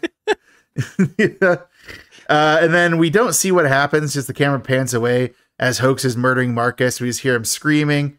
And then we get like a nice exterior shot of the movie theater. You get your little Airhead impaled at the top. You got the fire raging. Again, Gangrel nowhere to be seen. She's possibly dead. Who knows? Maybe still there waiting. Probably dead. Yeah, not a lot of mercy in Hoax these days. And then we cut to back home. Sirens blare in the distance as fire trucks are responding to the emergency. Hoax is relaxing on the plastic-covered couch when his mother enters and starts asking him where he's been. And then she once again threatens to go get the strap if he won't answer her. And then also he turns away while she's looking at him, and he's like, don't you look away from me? It's like, it's such a weird thing to be upset about. But then she won't stop bugging him, so he stands up. She gets a look at Demon Face and screams for a second until he uses his claws to just one swipe kill her. And then her body falls on the couch and there's blood everywhere. And then we get the parrot voice. It says, not on the couch, not on the couch. Yep. And then this is actually like this. And he goes, this seals the bird's fate. Hoax walks up to the bird, just rips it apart and says, that's what the plastic's for, asshole. It's like, yes, that is what the plastic's for. You stupid bird. Yeah. So there you go. R.I.P. Quigley. Oh, except in real life, R.I.P. Quigley. Quigley might still be out there. We don't know. Birds live a long time. Yeah, we don't know. Get at us. What's that? Tweet us, Quigley. Yeah, Quigley, get online. Tweet us. Everybody's tweeting on the couch, and they're like, "No, Quigley, not your one line." So Marty and Angela pull up to the front of the house because they, again, are just going to be at every place the plot needs them to be. Angela is basically trying to explain to Marty that Hoax is actually one of their prize students, and he's only a kid. Marty's like, humor me. But then rather than, I don't know, going to the door, Marty goes around to like a lattice to climb up to a back window where a cat is chilling up there. Meanwhile, Angela's just enjoying a cigarette in the car, so she's got not a care in the world. Ranting to himself about his career choice. You know, he could have been in insurance, had an office. Marty gets almost to the top of the lattice when he gets face to face with Demon Hoax, which causes him to fall. An indeterminate amount of time has passed, and Angela decides to go into the house looking for Lucy or Hoax. Again, she does the smart thing and goes in the front door instead of climbing a back lattice. Well, so here's the weird thing, okay? Sure. So he's like, I could have been in insurance. Like nothing is tying him to staying here. No, yeah, no one's making him do this. Like he could just leave. Take a different case, whatever this case is. Take a different one. No, yeah, that's solved it. There was a explosion at the dock, and all the fish blew up in the air, and that's what caused it. Yeah, like, done. Boom. Problem solved. Magazine. Well, plus a magazine like that, how stringent are the journalistic standards? Assuming that's even true, and he's not investigating for some other reason that we'll never know. Well, or like, are you gonna write the real story? No, he's not gonna write the one about the evil 976 number that somehow turns this kid into a demon. Yeah, really. Which is another thing. Like, Angela doesn't seem on board with this like theory at all, but she's still here. But yeah. So that's the power of love. So yeah, no. But then when she's in the house, she's calling out for Marty. She doesn't notice she steps over a crack in the floor that's glowing blue, and is probably a crack to hell or something. She does notice there's scorch marks all along the walls. Like, all the pictures have been like scorched. There's satanic graffiti. There's like snow or frost all over everything. And like the slight breeze blowing through the place. It's actually a really cool depiction of hell based off of like the, the Dante's Inferno, like the, innermost or whatever. There's even a moment where like a can of beer or a can of soda explodes from the cold. So from upstairs though, Angela hears Hoax calling out to her. So that's not suspicious at all, considering all the things you're seeing in the first floor. Better go upstairs. She goes up calling for Hoax, calling for Lucy. Hoax calls out that his mother is sick and he needs help. Angela is like a little bit suspicious, but she still goes upstairs anyway. She enters what I'm guessing is Lucy's room, just based on all the cats. And there's like a canopy bed.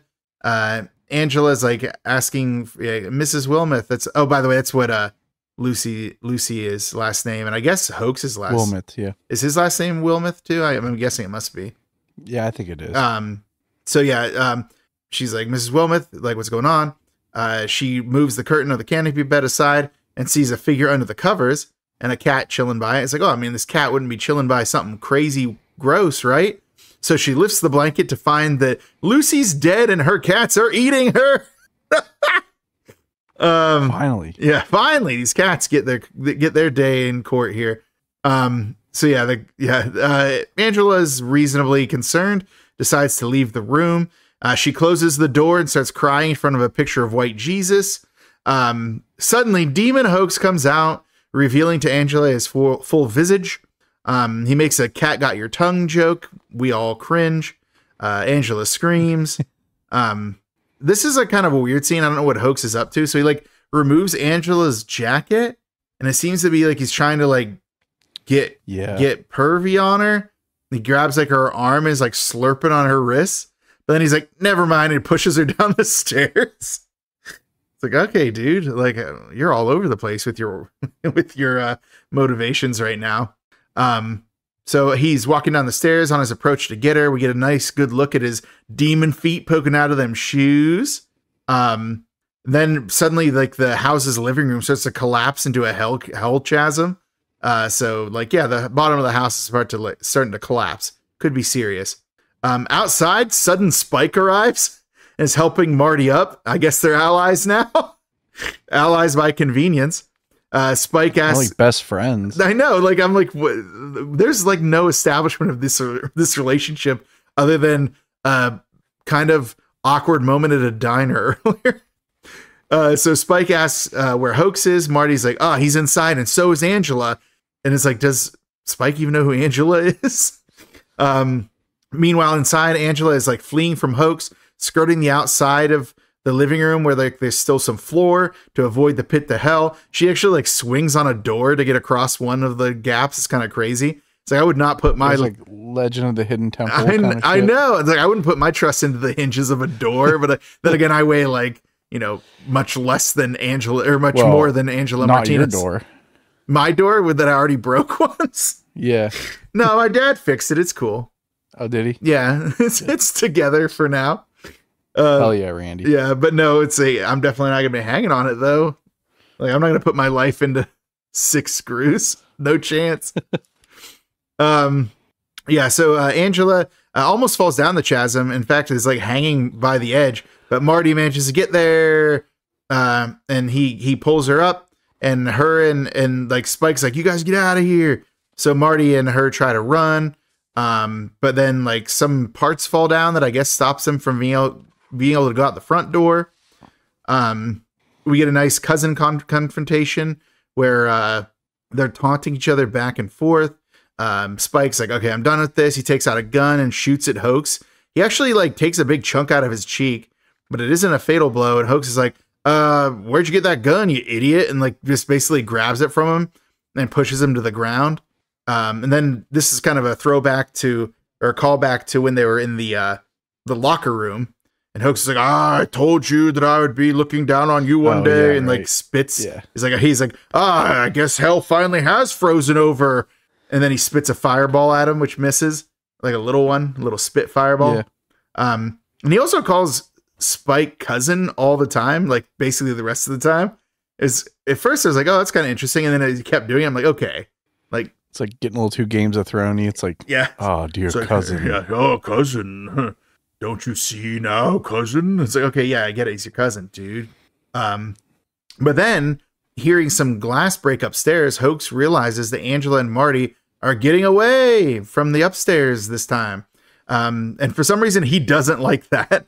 It's like, they've only recently become your enemies. Like, do you care this much? So we see that they are making their way across the vacuum tube line towards Spike's apartment. Hoax arrives, and he's shaking the line. It's like, oh, don't fall. It's like, he's just having a good old time shaking that line. They're like screaming. He then uses demon powers to up the stakes and opens another hell chasm. This one is flames. So this one's a little more serious than the other one.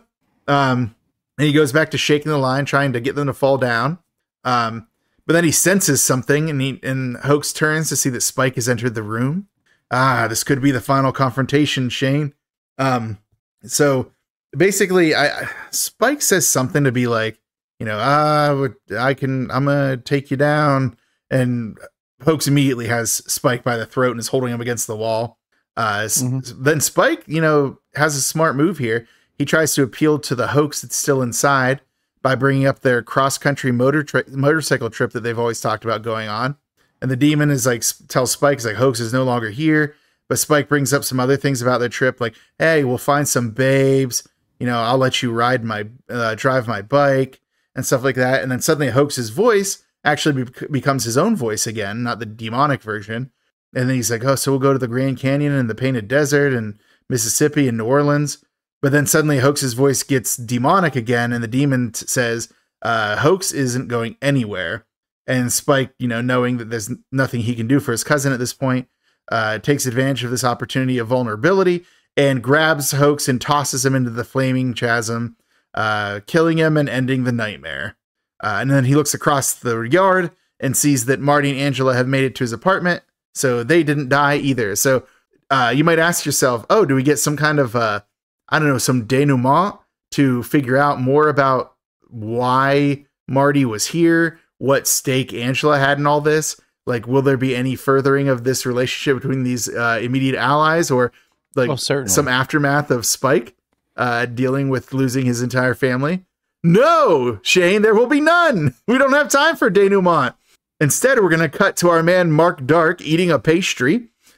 He drips some like pastry filling onto a picture of a guy in a folder that he's looking at. I think it's the guy from earlier who exploded, but I'm not sure. I think it was too. But then suddenly, like, now the evil machine is in Mark Dark's office with him, and he's talking to himself in the same low demon voice as is the one that talks on the phone. And then on the phone, the guy is like, I'm so-and-so from, what does he say? I'm from Memphis or whatever. And then Mark Dark's Memphis, they love me in Memphis. And that's when we realize that the demon voice on the phone has been Mark Dark's voice all along. It was Robert Picardo all along. Yes. And then he like puts Hoax's picture into the folder above the last guy's, and that's the end of the movie. Damn it. Yeah. Roll credits. I should have known it was Mark Dark's voice all along. I should have known it was Robert Picardo all along. I kind of suspected it, but then when it was like, it turned off, I'm like, that seems kind of like a red herring. Yeah, I thought it was a red herring, but then it was like actually a reverse red herring. It's like the red herring we originally found was the correct herring. But I do like that his voice, like whenever he was sick or whatever, was like so different than the demon voice. Is like, that's not Robert Picardo. It's like, oh no, it is Robert Picardo. So there you go. 967 evil, baby. No. Oh, did I do it wrong? 976 evil, baby. Cut out that one. That was the plot description. Dude, like at least 10 or 15. Have I done it a lot? Yeah, I've done it a lot. Ooh. It's so funny, dude. Oh no. Well, so hopefully we can bring this episode to a close with me making no more than one or two more errors. But Shane, what do we do next on this program? I think we talk about some murdering, don't we? Oh, here I go killing again. Oh, here I go killing again. Looks like it's time for the gore. No, it's time for our McMurder of the movie. Devilish Duology edition. It's really not any different. It's just kind of find a way to keep mentioning this is the Devilish Duology. Yeah. Branding, marketing, research. Yes. I have one in mind, and I'm not afraid to say it. I would be afraid if I was experiencing it. I mean, I have one. It's not Gang Girl, because I know that's what everyone's thinking right now. Oh shit, it's Gang Girl. Oh yeah, the one who died off screen and only had one line. Can we count the parrot? Yeah, we can count Quigley. Dude, that fucking kill. I don't know if it's what the plastic's for. I don't know why. I love that so much. What was yours? I mean, mine had to be the spiders. Oh, Susie's death. I feel like that's what this is known for, right? Like that's the most famous. The spider scene is it, yeah. Yeah. And most of the other kills are just not, we don't see enough of them. Like we never really see what he did to Marcus, you know? Like we know he cut off his hand and put him through a difficult time, but we never see what he actually did to him at the end.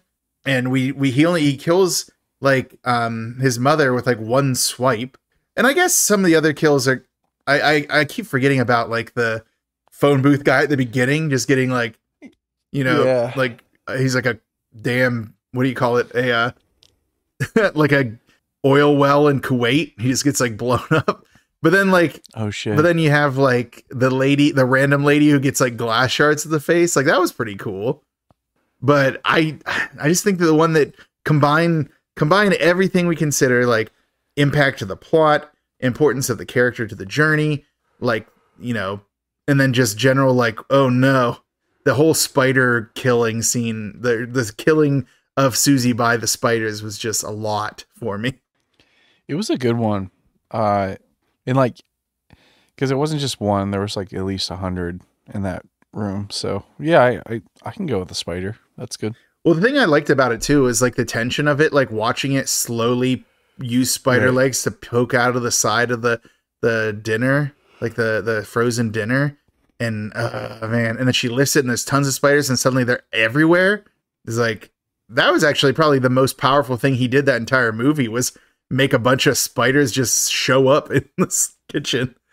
It's like, Yeah, the does only this thing- make the news? Like, Yeah, right. It's like, did anyone ever just go back in there and be like, holy shit? yeah, like all these where are those spiders. spiders gonna go? They just leave. It's like a new spin-off. Instead of like Snow White and the Seven Dwarfs, it's just her mom raising all those spiders. It's like, you may have killed my child, but I won't abandon you. You didn't It's ask like for Grim this. Adventures of Billy and Mandy. It's like, you spiders didn't ask for this life. You didn't choose to be here. The only thing I didn't like about that was it was so telegraphed. But I know that kind of like added to the effect of like, it's coming, just like when. Well, But like, I kind of wish they would have made it like a little less like. I thought If you knew- the if you spiders knew it was coming out of the coming. dinner was telegraphed. I didn't expect the spiders to be everywhere though, because like once she did that, they were like literally everywhere. They're in the Right, fridge, yeah, as all soon over as she her opened the person. lid, Like, yeah. yeah. It's like David Blaine was in there just multiplying spiders. I mean, if you want to try to make a play for Quigley, man, I know that's what you're angling to here. No, dude, it's got to be the spider kill. I mean, like, Yeah, I was hoping for a little the bit only more thing comeuppance on the mother scene though. Like, he just kind of like swipes her, she falls over and bleeds on the couch. Like, if it'd been a little gorier, it would have really played up on that, like, not on the couch thing, which would have made the Quigley scene even funnier. But we barely saw the gore for her kill, so it really didn't like capitalize on the joke about the couch. So I wonder if there's originally supposed to be like a gorier version of that somewhere. possibly, and maybe it was like too like cruel. Like sometimes that's kind of like. I don't understand that, because it is like a dude killing his mom, which is pretty messed up. But also, like, they spent the entire movie establishing how terrible she was. Like, what's the point of putting all of your eggs into that basket and then not paying it off? This kind of made it seem kind of her characterization throughout pointless. Right. But So like another honorable mention for sure is Skinhead on the sign. That was pretty funny. Airhead. Whatever. Oh, Skinhead is Marty's character in Back to the Future. Sorry. Marcus. Airhead. Marcus, whatever. Do you even, Jesus do Christ. you even know anyone's name in this movie? No, just like you can't count. So we're Okay. All right. I shouldn't. I flew too close to the sun. flew too close to the sun. My wax. Icarus, my, right? My Is that what that guy's name is? Yes, my wax wings have melted and I've Icarus. plummeted to the earth below. Hey, remember the Hercules cartoon where like one of his sidekicks was Icarus? Oh yeah, they made like a wait. What is it? The cartoon version of the? Is it like the cartoon of the It's Disney like the version? Disney cartoon one. Yeah, like how they had a show for a bunch of those movies back in the day. Yeah. Yeah, it was funny, and they made him like he fried his brain because he was like too close to the sun. Good times. Good times. Yeah, definitely spider kill. Spider kill. Then there's our McMurder of the movie for the Samhain season Devilish Duology. But now it's time. But what's next? but what's next? Excellent segue, sir. Way to go. Yeah. So Like Paul Blart, I will roll into your hearts. next up, as the initiated know, is our Judgment categories.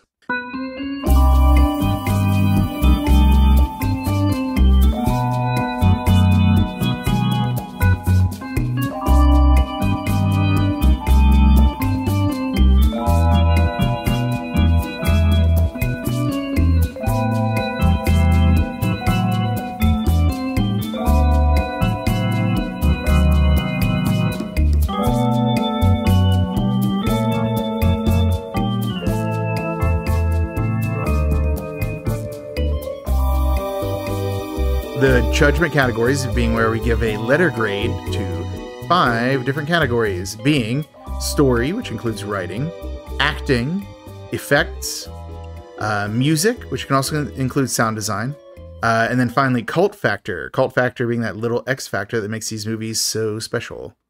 So yeah, we'll start out as always with story. I'm just gonna say I feel like this as a concept might have aged. Yeah. because no one's gonna be because no one's gonna be calling like a a whole number to get your horoscope these days, or any of these like phone things that I assume they don't exist, do they? Maybe they do. I don't know. I feel like the internet would have supplanted all of these ideas. But no, they still exist. You know what's funny? When I used to work, my dad, thank God my dad doesn't listen to this, he'd fucking kill me. So when I used to work for him, like back before he moved, the dock guys and I would go into they had like a foreman's office up there with a phone. And if you dial 1-800 or 1-900 or whatever, any like innuendo you could think of, it is a hotline, like 1000%. And it has its own like pre-recorded intro, like on this, like, so I don't know if you've ever called any of these hotlines. It's hilarious. I have not.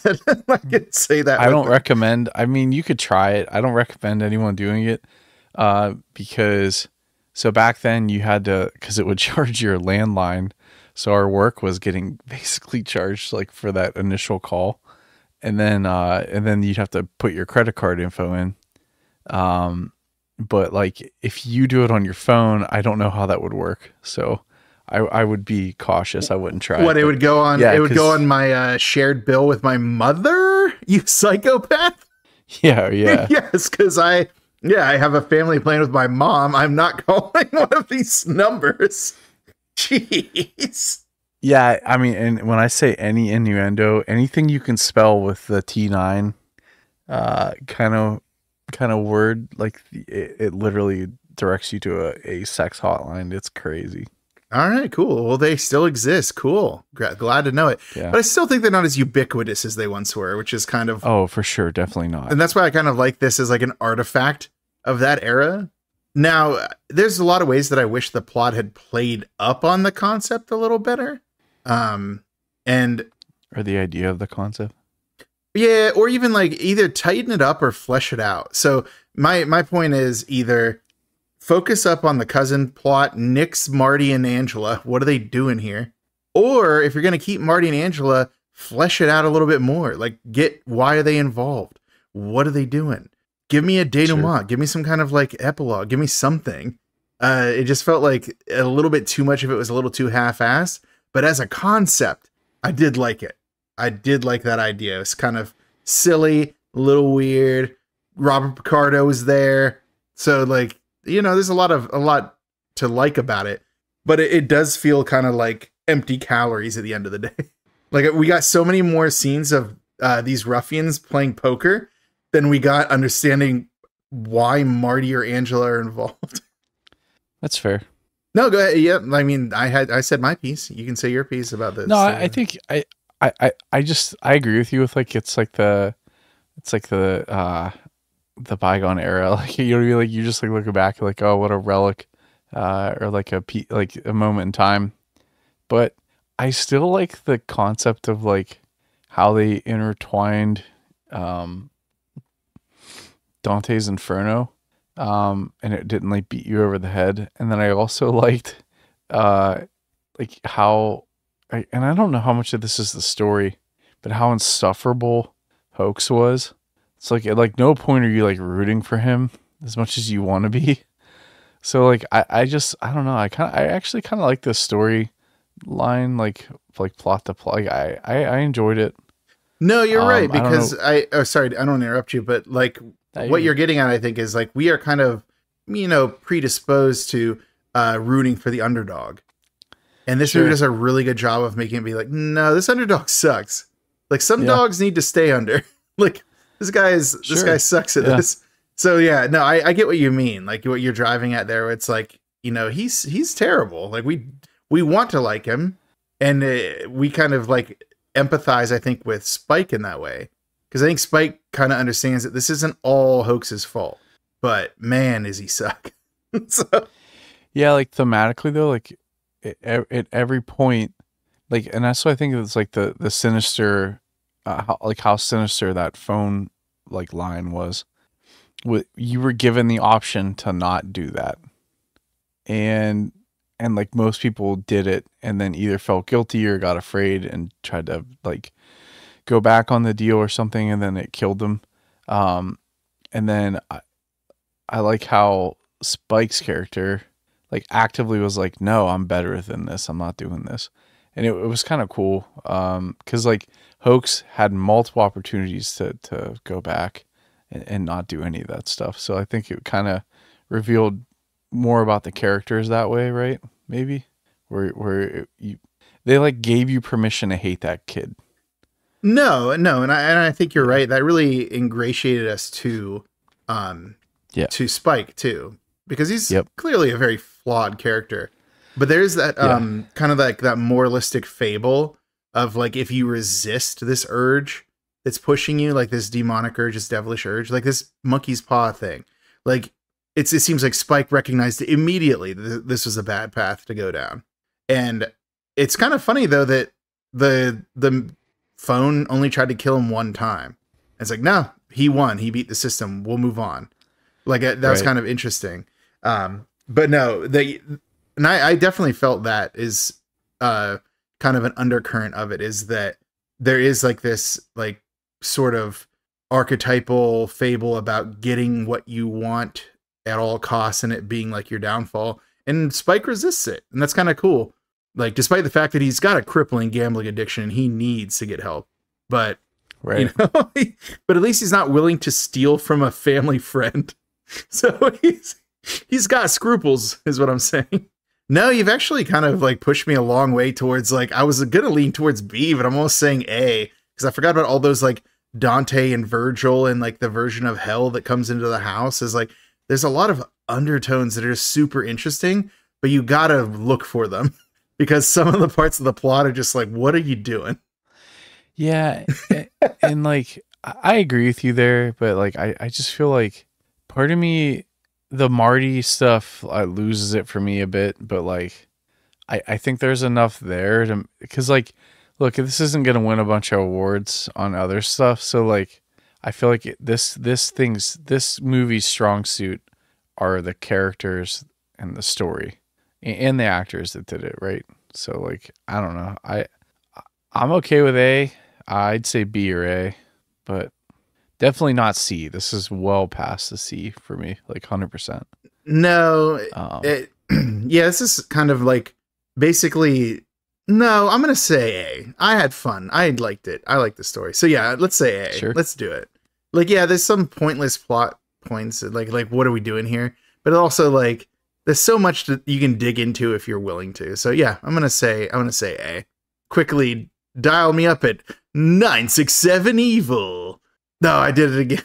Dude, you did it again. Damn. At this point, I think you're doing it on purpose. No. And you should live that. You should own that. I'll just call up Robert Englund and be like, this is actually what that'd be. Yeah, actually I am doing it on purpose. This is a bit. It's a bit. Yeah. It's nice. Yeah. Good. That's so funny. All right. Next up is acting. I'm curious to hear your take on this because there's some characters I hated. Aunt Lucy. Yeah, but like, and it wasn't so much hated like in the fact of like I hated like because they wanted you to hate Lucy, they wanted you to hate Hoax. At least I felt that way. But there are some characters I just couldn't stand, and I don't know. So one of them was Aunt Lucy. I just hated it, and I don't know if it was the actress or what. I think it was the actress, the performance was bad. And I think that was by design. I think that she was going for that. Sure. So, but sorry, go ahead. I was interrupting you. But no, I think that was by design, though. And I'm gonna be honest with you, the other character I couldn't stand was the girlfriend that got spidered. I can't remember her name right now, and I'm not good at. Really, Susie? I did not like Susie's character, mainly because I think they like. I liked her when he shows up with the motorcycle scene. I liked when they were like in his apartment and they kind of had a couple back and forth that were like really like normal. I like that she reacted like a normal human being to the poker game stuff What I couldn't stand is after that, her like cartoonish, like, I need to eat. Like, it was just stupid. Like, I'm like, okay, this is kind of dumb. And then like she starts like kind of like, I don't say falling for Hoax, but like it was weird. I mean, like, it just didn't make a lot of sense. And then like she's like, oh, I thought you changed. And then like, I don't know. I just, well, she said she thought he was different, but I think that's because, yeah. Well, that's the thing is like, I think, I don't know. I don't agree with you. I actually liked her performance quite a bit. So I'm just going to leave it there. Yeah. Let it sit. Well, it's the thing. It's like, it's so subjective because like, we both, I hated Aunt Lucy. I think it was the actress. I don't know what it was. Maybe that hit too close to home, I guess. I like, not that I have any family members that are like televangelists, but like, I don't know. Something with that character was like nails on a chalkboard. It's the archetype of a kind of person that you can't have a conversation with. Like she was, she's so fixated on her worldview that it made it difficult to enjoy the performance. But I think that that's what made it so good because it was like irredeemable, basically.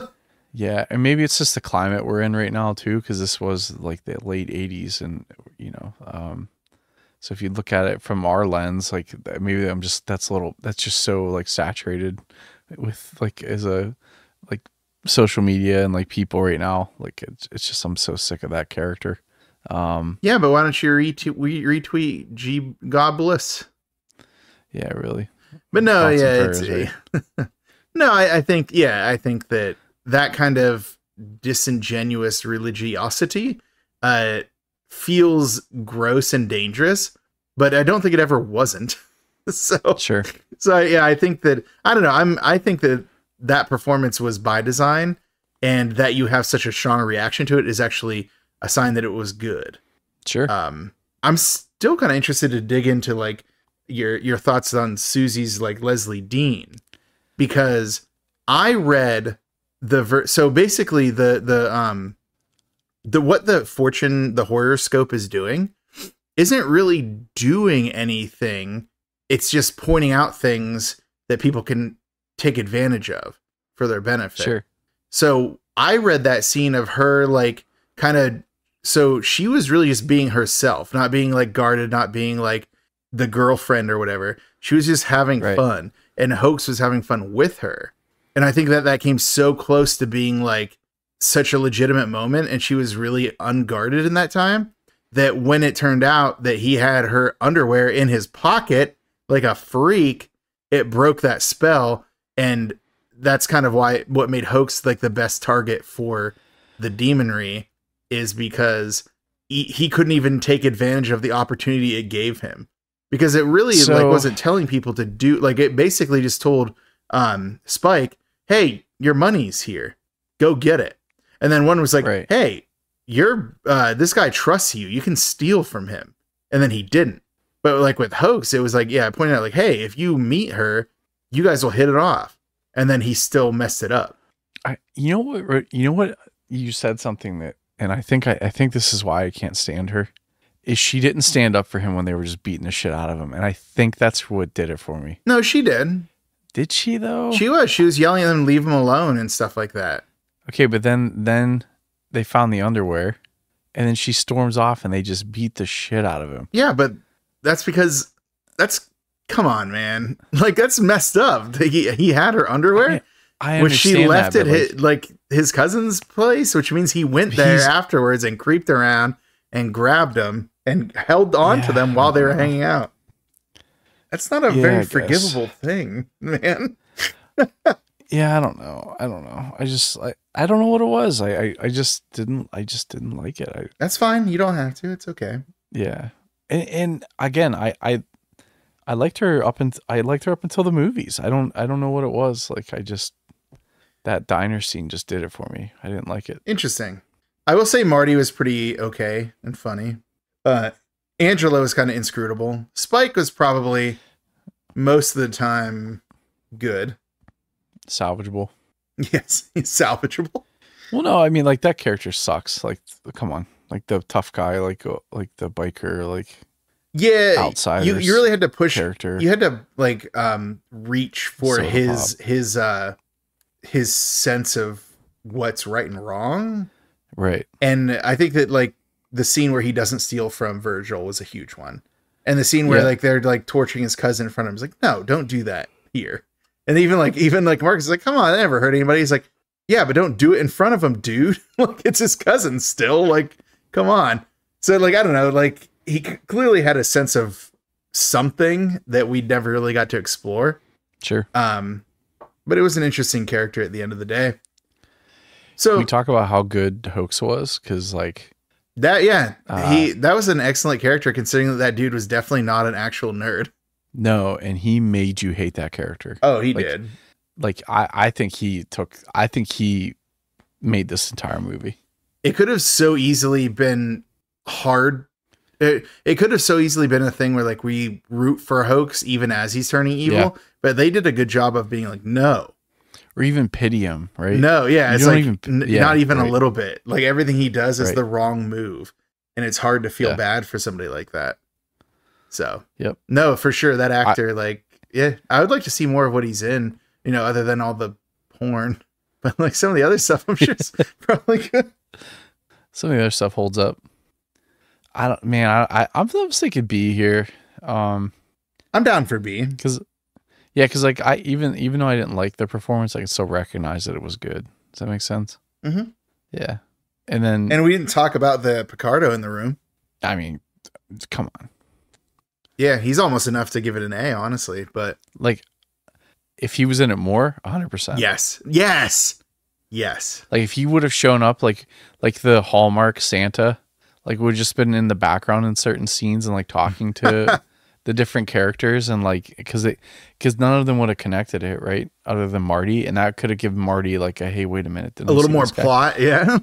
Yeah, I think that would have been hilarious, but they didn't use him enough to pull the Picardo card. I really feel like they probably only had Picardo for like a couple days. It's like an hour. Yeah, we're gonna get as much Picardo. He's in 15 minutes of footage, like not even. Oh well, I guess like the voiceover parts. Once we learn that it's his voice, it's the devil voice. But no, yeah, it's not enough Picardo. But the Picardo we get is deliciously Picardo. Sure. But yeah, I'm good for a B on acting. All right. Next up is effects. It had some of the stuff we don't like. It had some of the stuff we love. Some of the after effects, yeah. But those weren't. They weren't terrible. They were sparing. Yeah. The claw stuff was phenomenal. The makeup on the demon version of Hoax was incredible. Like the work they did on that. Because at first I was like, oh, this looks a little stupid. It just looks like he has like a skin problem.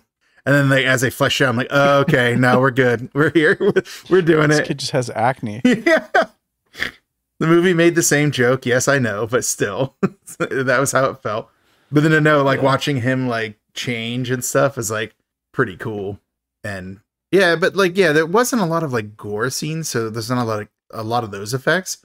But like, they did a full on like pyrotechnic thing for the explosion at the beginning, which like really brought the movie in on a bang. I'm like, oh, okay. It did. We're doing this. But the wires were so funny, dude. All right, let's just chill out. No, dude, I think that added to it. Like, I loved it. I was like, yes, this is like, it set the tone. But no, we had like the glass to the face lady. That was pretty solid. Yes. I don't know. There's a couple other scenes that were like, pretty interesting. Like they did a pretty good job with the massacre at the theater. Yes, I would say that most of that was pretty solid. And actually probably the most impressed with is, so one of the things I think about with these movies, and I think I bring it up almost every time, is do I feel like a sense of place, of geography? Like this is a place. And I really felt that because it only had a handful of sets and only a handful that a lot happened at. But the collapse of the house and then knowing the layout of the house from experiencing it made that feel so much more real. So whenever like Marty and what's her name? Angela, whenever they had to go to like get to the top to like then take the air tube across to Spike's apartment, that felt like, oh yeah, of course, because they can't get to the door because the floor has been collapsed So it's the only way for them to go from here that doesn't have like a, hell chasm beneath it. So I really appreciated the effects there, because it felt like, even though this is not happening, there's not actually like a gaping hole to hell, it felt very real because of the geography they've already established so strongly with like the house. Does that make sense? I don't know. Maybe it's just like a rant. No, it does. Because you definitely have a sense of place, like when you're at that house, because there's multiple scenes where like they're going through that house. So like the other thing is like some of the house like scenes seem like they shot in the same place. They just moved all the appliances. So I think that also, as much as you think it would hurt, actually kind of helped, because it gave you a sense of familiarity with that house. So when it was twisted and deformed, I think it made it a little more effective, because you're like, okay, wait, because you know it, right? I know that sounds stupid, but I felt the same way about it. I think they did a great job. Oh, no. Like you're talking about whenever Angela walks into the house and it's like, now it's covered in snow and like graffiti and like the pictures are scorched. The ones we saw were like family pictures. No, I thought that was incredibly effective. Like that was really cool. Yeah, I totally agree with you on that. Like how it's been like now like demonized the same way that like Hoax is, basically. And that's even before the floor started to collapse. Yeah, that was all done really well. The sets, like we don't talk about sets a lot. We probably should more, like set design and stuff like that, because that is special effects too. I usually think I only talk about it when I'm complaining. Like I had no idea where anything was. Like my sense of space was like so out of whack. And I know that mine is kind of messed up anyway. Like I already have a hard time keeping track of spaces. But like this one had such a strong one because it was so limited that I appreciated that. My favorite scene was the poker room scene. Oh yeah, that projection room. Yeah. We're like introduced to it with like Mark is changing a reel and coming back to the table to play. So it's like it's a utility space and also like their space. It's that was really cool. And then like having Hoax infiltrate, like the whole time they are tormenting Hoax, and the one time he comes to them, he's infiltrating their like I liked it. Oh, I didn't even think about that. Yeah, he like comes in there and is like, and now your space shall become mine. Yeah, that's cool. Right. Yeah, so I think I don't know, man. I'd probably go A on this, and that's a wild one for me because there's not a lot of like gore and stuff, but sometimes that's better for movies, right? I would have liked to see a little more with the kills, but yeah, same. But no, I agree with you. You can't. Some of these effects are really good for the age of this film. Like this one really holds up well. Like some of those like late 80s movies have like even the non-horror, like the sci-fi action ones, don't hold up well. This actually one was pretty good. So I liked the body transformation a lot. I thought that was effective. I was gonna say the strength of the makeup alone on that is almost enough for me to say yes, A, because that was incredibly strong. And then just everything else, like all the set stuff, all the other makeup stuff, like the kills when we got them, like I feel like all that was just gravy on top of it. So yeah, I'm down for A for effects. Like fine by me. Cool. Yeah. A for affect. No, I'm just kidding. Next up is music or sound also. This one's tough. I'm gonna let you take the lead because the music didn't really stand out to me very much. Yeah, I'm in the same boat. Did they play a song in the diner? Yes. Yeah. So that was the montage where he played some random song that I've never heard before. So I don't hate the sound of music in this. There were a couple, like the intro was okay. The diner thing was cool, I guess. But at no point was I like, now this is pod racing. Yeah. But here's the thing though. When you look at who made this, like the music, those guys make music for things that you're never really thinking about the music at all. and it ties the whole thing together, right? It's like that rug. Yeah, yes. It's like the area rug. It's the rug, man. It just ties the whole room together. Yeah. And I think that when you have cartoonists or like guys that do, or like they're not cartoonists with it, guys that work on like children's shows and cartoons, they are able to make great music that you don't listen to. It's like ear candy. Like the whole time it's like kind of playing in the background and you don't really understand or notice it. And I think they did that here. That was the magic of this one.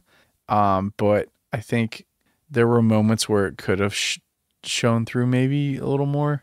I'd probably go C or B on this one because it was just, I hate to say unremarkable, but like it didn't have like, okay, look, Madman Mars, right?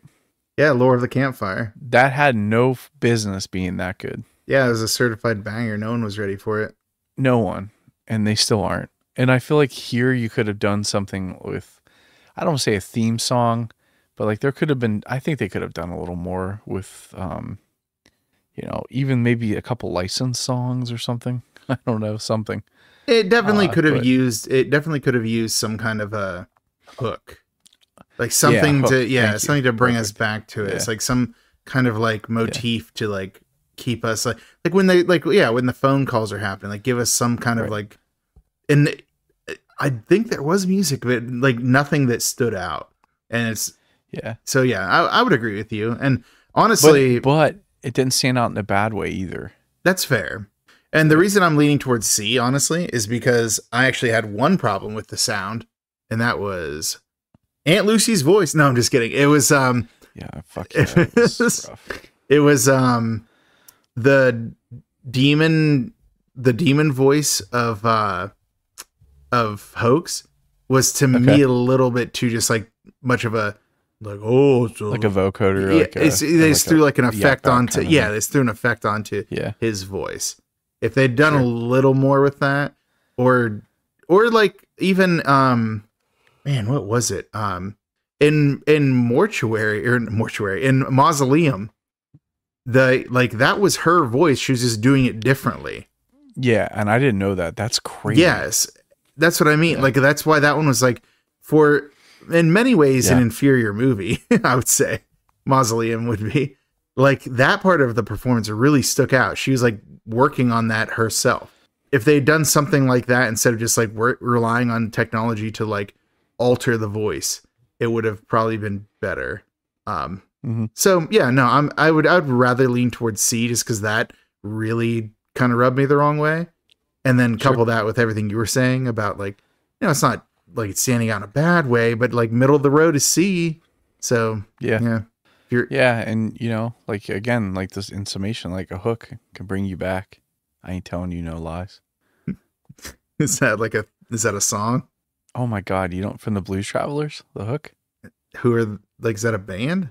Jesus. That's not a band, that's a guy. Sure.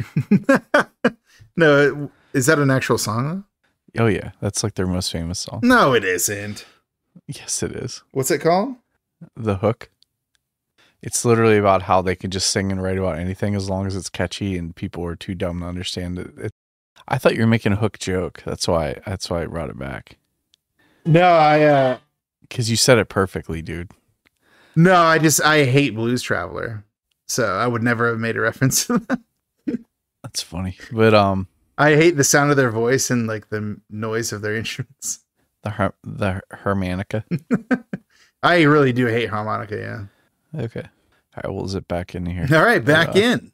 So we're going to do C for the music and sound? Yeah, I think that's fair. C. All right. Now it's time for that last one, Shane, the cult factor. The X factor that makes these movies so special.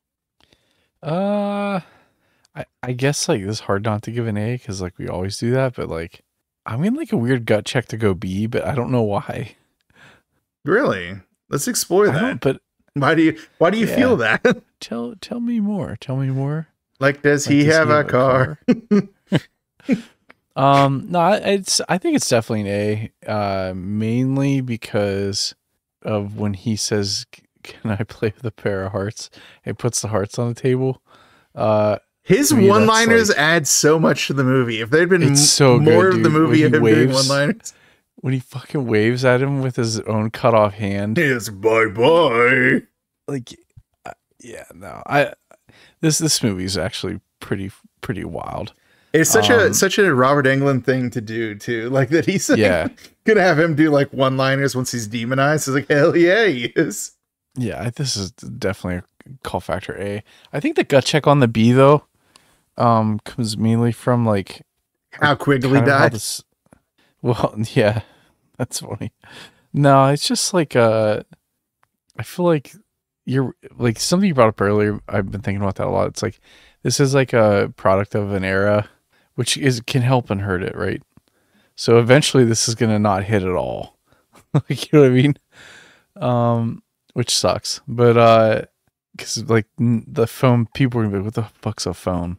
Like, you know what I mean? Yeah, but I'm gonna push back against that idea really fast right now. Sure, but then it only helps it, right? That's what I'm gonna say. Is like, Yeah. and I'm gonna do it in a really like highfalutin way. So get Sure, ready yeah. for this. Oh God, hold on. What? Let me get my falutin ready. So we have tons of like historical, like first, like, you know, like primary source, first person accounts from ancient Greece, right? We have tons of Okay. them. Like we know a lot what they thought, what their society was like in Sure. a lot of ways, like in ways that a lot of societies don't. But even though we know about these wars they fought in, we don't know how they fought. Based on how they've been described, we can understand how they probably fought. But even though like a bunch of these playwrights and historians and artists all fought in these wars, they never described it, like what it actually was like on the field that day to fight. And Sure. so we don't really know how they did it. We can extrapolate based on what we know about them, but we can't ever know firsthand why or how. And that's why anytime something like this happens, and it's like, oh, this is just such a silly moment in time. It's like, no, every moment in time is important. Save it. We need it because one day it'll all be gone and no one will ever know how it happened. And granted, the part about calling a phone number to get you the devil makes very little sense. But still, the idea though that something can be outmoded to me is not a negative. You never know who will find value in some kind of weird esoteric nonsense like that. You know how I think phones listen to you and AI is like really getting wild with like targeted information. You know how I feel about AI. You don't have to sell me on it. So I was looking something up to talk about in the next segment, and I'm not kidding you. That there is a like, you know how sometimes you'll get memes on stuff that just are like in the margins or whatever, like this article, or whatever, and it's just a picture. It says, and it's from B, 4chan B. It says, one day someone will think about you for the last time in eternity. You will be forgotten by the world and the universe. And the top comment is, not if I eat the Mona Lisa. So I think this movie kind of ate the Mona Lisa, right? You know what I mean? Like, not if I eat the Mona Lisa. so like, it was really weird. Like you're talking about that, and I'm literally on my phone looking something up. I was going to bring up the sequel, but that literally popped up on my, like, when I was looking for something, like it was like on like the suggested things, like from like Reddit or something. I can't, but like, I don't know. That's kind of funny. Not if I eat the Mona Lisa. Sure. Why not? Yeah. No, I think you made some really great points. Well, the first time I ever watched this movie was when, I feel like the reason this movie resonates so much with me is, so there's that scene at the beginning when Hoax is on that plastic ass couch. I hate plastic couch covering. I'm sorry. It's so dumb. Sure. Looking at the naked chicks in National Geographic. No. But when he's sitting there and he's eating that candy bar and he puts it under his own ass and the bird is ratting him out. And I'm like, and then he's like, not on the couch, not on the couch. And I'm like, that's what the plastic's for, dude. And then like at the end of the movie when he's like, that's what the plastic's for, asshole. I was like, yeah. The payoff. Yeah, thank you, demon. Like I didn't expect that 90 minutes later I'd finally be getting this comeuppance I've been waiting for. So maybe that's just, this movie just like was on my exact wavelength in that way. So I'm leaning towards A. And by leaning towards A, I want it to be A. Oh, dude, I'm going to save this for the D roll. But well, if once you make your vote for Cult Factor, we can A. Yay! Yeah. A for Asmodeus, because devilish. All right. Well, that's it for the judgment category, Shane. But you know what that means? It's time for the double D roll for Devilish Duology. That would have been a really cool bit. I should have done that. Damn it, dude. That was a good bit. I know. Next year. Yeah, next year. Next year. Yeah, this year, though, it's just 1D for just Devilish roll.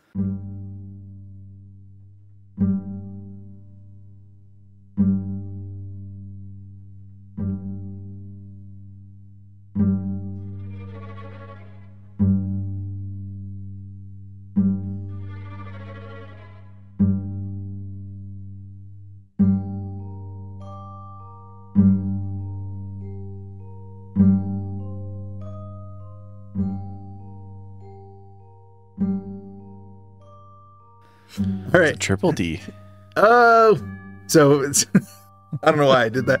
So yeah, the D roll, which is our hat on a hat, our one last hurrah, where we just slot everything into one more category, because why not? Who will stop us? Certainly not a hoax. His cousin sent him to hell. So our categories are cult classic, B movie, grindhouse, or trash. And hopefully we'll never bring you trash, but if we do, we apologize. Wes Craven will. Wow. Hey. And on his birthday. So, on the day of his birth. You know, one thing I was just thinking about when we were talking about the D-roll, or about the call factor, is the whole time we're talking about how you, like, they did a good job at making you not want to root for hoax. Mm-hmm. But the whole time you're rooting for the demon. And like, I think that's just such a funny thing, because you're talking about the parrot and then like him beating up on the bullies. Like, so the whole time it's like, it's almost like the demon's like the good guy. Like, I was just thought about that. Like in my head, I'm like, because you're like, oh, you like, finally that fucking parrot got what was coming. And same way with the bullies. Like, I think it's funny. So it's like, as much as you hated hoax, you love to root for the demon. I thought that and I don't know why that just came into my brain, but I don't know, I kind of like the thought of that, where like the entire thing that you're not supposed to be rooting for at all. And maybe that's kind of the point, because like, I mean, it's kind of the whole point of the whole demon and hell thing, I guess, is how attractive that is, like when full force, you know. But it is like the dramatic irony of it all, right? Like the one person that hoax actually killed himself was Susie. And we definitely don't think she deserved it. At least I hope you don't. I certainly don't. But like, oh no, definitely not. But like, but then when the demon shows up, it's like, all right, let's get some vengeance on all these shitheads around us. And he's just like, goes on a spree and is just like cracking wise all along. So he's just like that cool guy who rolls in. Yeah. Now, if he had ended up killing Marty, Angela, and Spike, we might have felt differently, because it's like, oh no, these are our But we kind of, as like consumers of media and understanders of film, know that his comeuppance will also arrive. So we don't mind so much when he plays his pair of hearts, or when he impales Airhead on a El Diablo pitchfork. Or when he does whatever he did to Marcus. It's entirely possible Marcus is still alive, and too. Gang Girl. Sure, yeah. Whatever happened to Afterthought Girl? Yeah, right. But, I mean, this is cult classic, right? It is. I think that, yeah. And especially since you have to consider that there's some Robert Englund DNA in there somewhere. Like, this is directorial debut. I think he went all out on it. I think it was pretty fun. I kind of wonder why he didn't direct more, though, because I didn't hear anything about it being a bad experience for him. In fact, on the set of this movie, he actually met his wife. So, Gang Girl? No, it wasn't Gang Girl. It was who was it? The wife that he met on this set? Yeah, I don't know. I want to say it was. It's a lot of work, though. I think directing a movie would be very hard. I put 967 evil again. Now I'm even typing it. God. It's a set decorator, Nancy Booth. Nice. Yeah. So they met and got married shortly after this. Cool. Cool. Look at horror bringing people together. What? I said, look at horror bringing people together. Horror brings people together today. But yeah, for the D-roll, today. For the D-roll, we're going for cult classic. Yeah, oh, for sure. Yeah. Yeah. That was very good. Another Samhain season Devilish duology in the books. And now the challenge is up to you to see if it comes out in time. It's going to be tough. We're almost 4 hours. Well, you're going to cut out a lot of it. Yeah, we'll probably get down to about 3:10. To Yuma. Good. And also Samhain's technically November 1st, so. Nah, it's a bit, yeah, we got to get this out on Halloween. All right, man. I'm just trying to give you an at. Trying to give you an at. Give you an at and that. And that. All right. But yeah, we did it. 976 evil, the correct order of the number. Yeah. Satan, I've got your number. You're gonna make me yours. It doesn't work as well that way. 976 EVIL. 967 EVIL. No. Oh no. That was actually on purpose that time though. I'm sure it was. It totally was. But so I know everyone's sad that the Samhain season Devilish duology is coming to a close, but we do have some fun stuff in store for you all. And Stefan. Yes. If just down in their luck, moviegoers were wondering what they could see next or listen to next from us, what do we got in store for them? What's our next film, you say? Film. We're gonna do a pretty weird one. It is a movie with a curious backstory. It is called Spookies. So there you go. Spookies. It's 1986. It's a nice short one. It's like 85 minutes. Won't be too hard for you to get through. It's on Tubi, Roku channel, looks like Screambox, Plex, a handful of streaming platforms. Now you may say to yourself, a lot of the plot of this movie doesn't make a lot of sense as you watch it. You are right. You're correct. You're getting it. We will get into that, why that is, when we cover it next week, or no, 2 weeks from now. So don't worry.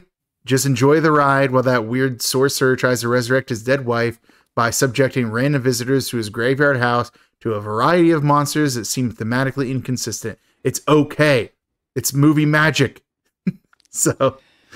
And you should all be very glad that Stefan overrode what I wanted to do. So I just want, okay. That's not how that happened. It isn't, but it's good that you did it though. I even admit it. You got, I don't want to say what you almost got me with, but I will say, nay to you, sir. I shall search and watch this movie and find out if it's as offensive as it looks like it might be. It looks like only 70 minutes long. Yeah, but I don't want to show the hand to the audience, but reading the one paragraph description of that 70 minutes, a lot of red flags, man. I'm not trying to get us canceled. I understand the horse payoff though. The horse, of course.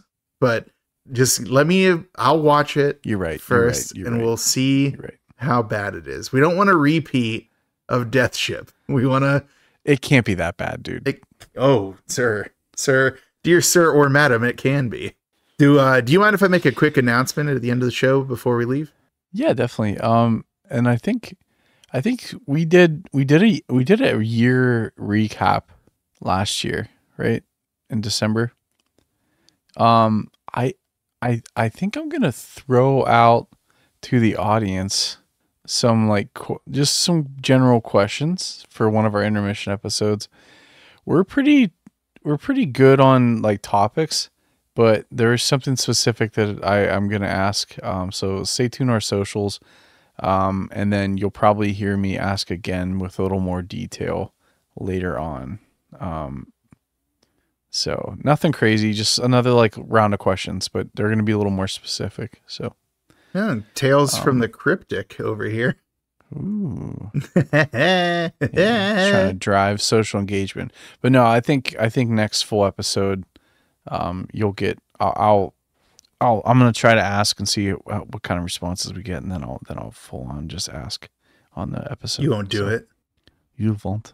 You won't do it. But yeah, do you have any cool people you want to talk about? Oh. Yes, I just wanted to say thank you, as always, to Rebel Revolver for our theme song.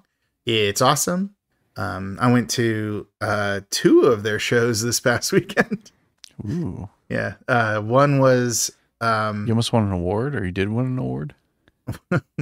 Yeah, I won 3rd place in the costume contest on the Friday show over at Poetry Lounge. Do you know how hard that is? What? To win 3rd place in a costume contest as a dude? Well, I've never done it, so I don't know how hard it is. Yeah. It wasn't, well, I don't know. I think that I'm at the stage in my life now where I've invested in certain things, and one of them is my cosplay outfits, like for like Ren fairs and so on. So what I ended up doing actually was I put together a few of my outfits in one. So I just did like a nice pair of like, khaki pants for my pants, because you wouldn't be able to see them anyway. I did my pirate boots, the leather ones, the big, about thigh-high leather ones. I did my overcoat. It's like a long overcoat with like bronze, kind of brass-looking buttons along the front. It's a long coat for sure. Yeah. And then I wore like I got a new tricorn at the Pittsburgh Ren Fair this year. So I put on my tricorn, and I was like, I'm a witch hunter. That's like the outfit I was going for. Just like, and then obviously I had my leather satchel, because, don't go anywhere without it if I'm wearing my, cosplay outfits. I did have to wear a second belt for it though, because I can't work around belt loops with that guy. So I had a second belt over my other belt for the satchel. And yeah, I guess the guy told me that like a big part of it was like how cool the buttons looked on my jacket. It's like, yeah, they're incredible buttons. But no, yeah, it was pretty cool. Nice. I was actually very surprised when I came out of the bathroom and they're like, "It's the witch hunter." I was like, and I like looked around. They're like, "Yeah, it's you." I was like, "Oh, it's me. I'm the one. I'm the guy." So I'm him. Me. So yeah, but no, it was super fun show. There was both nights, I think, had 3 bands. Don't quote me on that, because the Saturday night, I dipped a little earlier than I would have liked to, but I was like, I'm an old man. Life gets hard. Actually, cut that part out, because I think I was there for the entire show. Okay, cool. But no, yeah, the show on Friday night, I know all 3 of the bands that played because I got merch from all of them for winning a prize. That was also part of it, was I won a prize, Shane. Nice. But then Saturday I didn't wear a costume because my back hurt, and also my feet hurt, and it's hard to walk in cosplay boots. Oh yeah, dude, I'm surprised. Like that's got to be the worst. It's among the worst things I've ever experienced. I've had a very easy life, but but no, yeah, like that show was really fun. The band that came from New York was really cool. So yeah, everyone in the Pittsburgh area, go to Rebel Revolver shows. You'll see new and fun bands. All right, we can call it a quits on me talking about my weekend now. No, you're good. But Rebel Revolver on Spotify, their socials, they post about their upcoming shows. They almost certainly have more. I think they have a few coming up here in November, which is right around the corner. So, and you always see the link tree in our episode description. So if you ever like can't find them, go ahead and good news. If you can hear us, you can find them. Description. Yeah, right. And they have all their stuff linked there. Yeah, well, I think it's gonna do it for us today. We definitely, I mean, I don't want to speak for you, but I love this movie. I had a lot of fun with it. There was like, it's a lot deeper than I thought it was gonna be, which is cool. Also, you know, you got the Picardo factor in there. The Picardo factor. I mean, I think every movie is like it's as deep as you will dig into it. Like no one makes a movie on accident. So there's usually something there to find that you'll love. Right. And I like it when we find a movie like this that on its surface might be underappreciated. And then like there's like layers to it. It doesn't make us blind to its flaws, but it makes it that we love it for what it does. I'm getting sappy now, Shane. I'm getting all misty-eyed over 967 Evil. No! Violin music under you. I did it wrong. I know. It's fine, dude. I don't think you're ever going to be able to fix that. 976 Evil. Now I'm not misty-eyed. Now I'm angry. Yeah. And then next up at the Dark Side Drive-In, we have Spookies. Spookies! Pretty excited for that. A little bit of a different tone. I think it's going to be worth it, though. And then we have some pretty fun stuff coming up for the end of the year that you'll hear more from us about as we kind of move forward with those projects. So, yeah. Cryptic. Ooh, I guess Tales from the Cryptic continue. Tales from the Cryptic, yeah. I probably... You know about them. I'm alluding to them. I guess I should have probably... been a little more clear with you, but anyways, yeah. I think it's to do for us. I've been Shane. I've been Hoax. No, wait, I'm Stefan. I forgot. And what's that? Gourds out, hordes out, folks. Gourds out, hordes out. At least until Thanksgiving, and then we probably need to dispose of them gourds. I'm thinking like cornucopia. I don't know. I'll think of something. We'll think of something. For like. Yeah. How about Snowman, Blowman?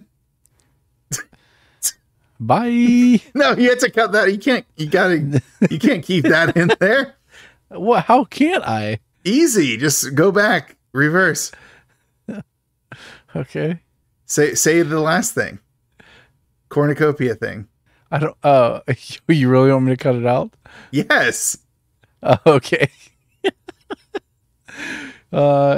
Yeah, we'll come up with something like cornucopia, fornicopia. I don't know. We'll figure something out. We'll come up with a good rhyme for November. Maybe we'll do a Christmas themed one. I don't know. We'll see. How about sleigh bells? Sleigh bells. Like sleigh bells, but then killing people bells. Like ding dong, witch is dead. That's pretty good. Sleigh bells sling. Yeah. We'll workshop it. Sleigh bells. Yeah, we'll workshop it. It works a lot better in text form than it does in speaking form. We'll take it to the focus group and see what they think. And then we'll bring it back to y'all. But thanks for tuning into the Dark Side Drive-In, which is our horror themed podcast where we cover movies from the 80s, sometimes 70s, and sometimes 90s. And I think we're... The Devilish Duology. Yeah, thank you. Yeah, this is part 2 of our second annual Samhain season Devilish Duology.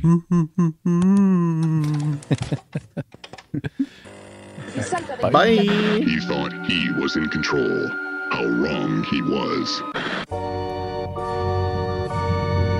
Come to the dark side, drive-in. It's the dark side, drive-in. Come to the dark side, drive-in. It's the dark side, drive-in movie club. From Dynamis Media comes a horror cyclopedia, watching movies from the gates of hell. Covers ripped from a blockbuster shell. Officer Bosch is the only good car. Chuds and the stuff just can't be stopped. Things get hairy in the werewolves there. Turn the corner and the prowler is there. It's the dark side drive-in. It's the dark side drive-in. Come to the dark side drive-in. It's the dark side drive-in movie club. Shane's the one who runs the show. He produces and keeps the flow. The Savini of the ones and twos. Only Jack Cordell has bigger shoes. Stefan does the bulk of the research. His descriptions just can't be besmirched. Lots and options are the club for more. Just like Lampton, you'll be begging for more. It's the dark side driving. It's the dark side driving. Come to the dark side driving. It's the dark side driving movie club. From the deepest corner of the darkest universe, two brave hosts battle through nameless hordes of ghoulish monsters most foul, all to bring you the eternal glory of the Dark Side Drive-In.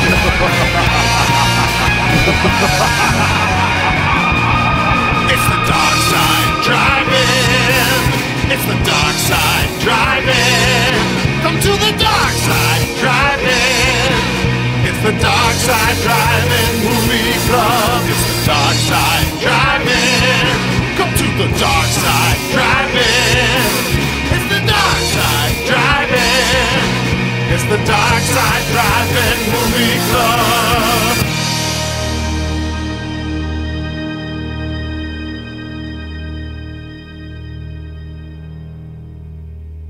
Thank you.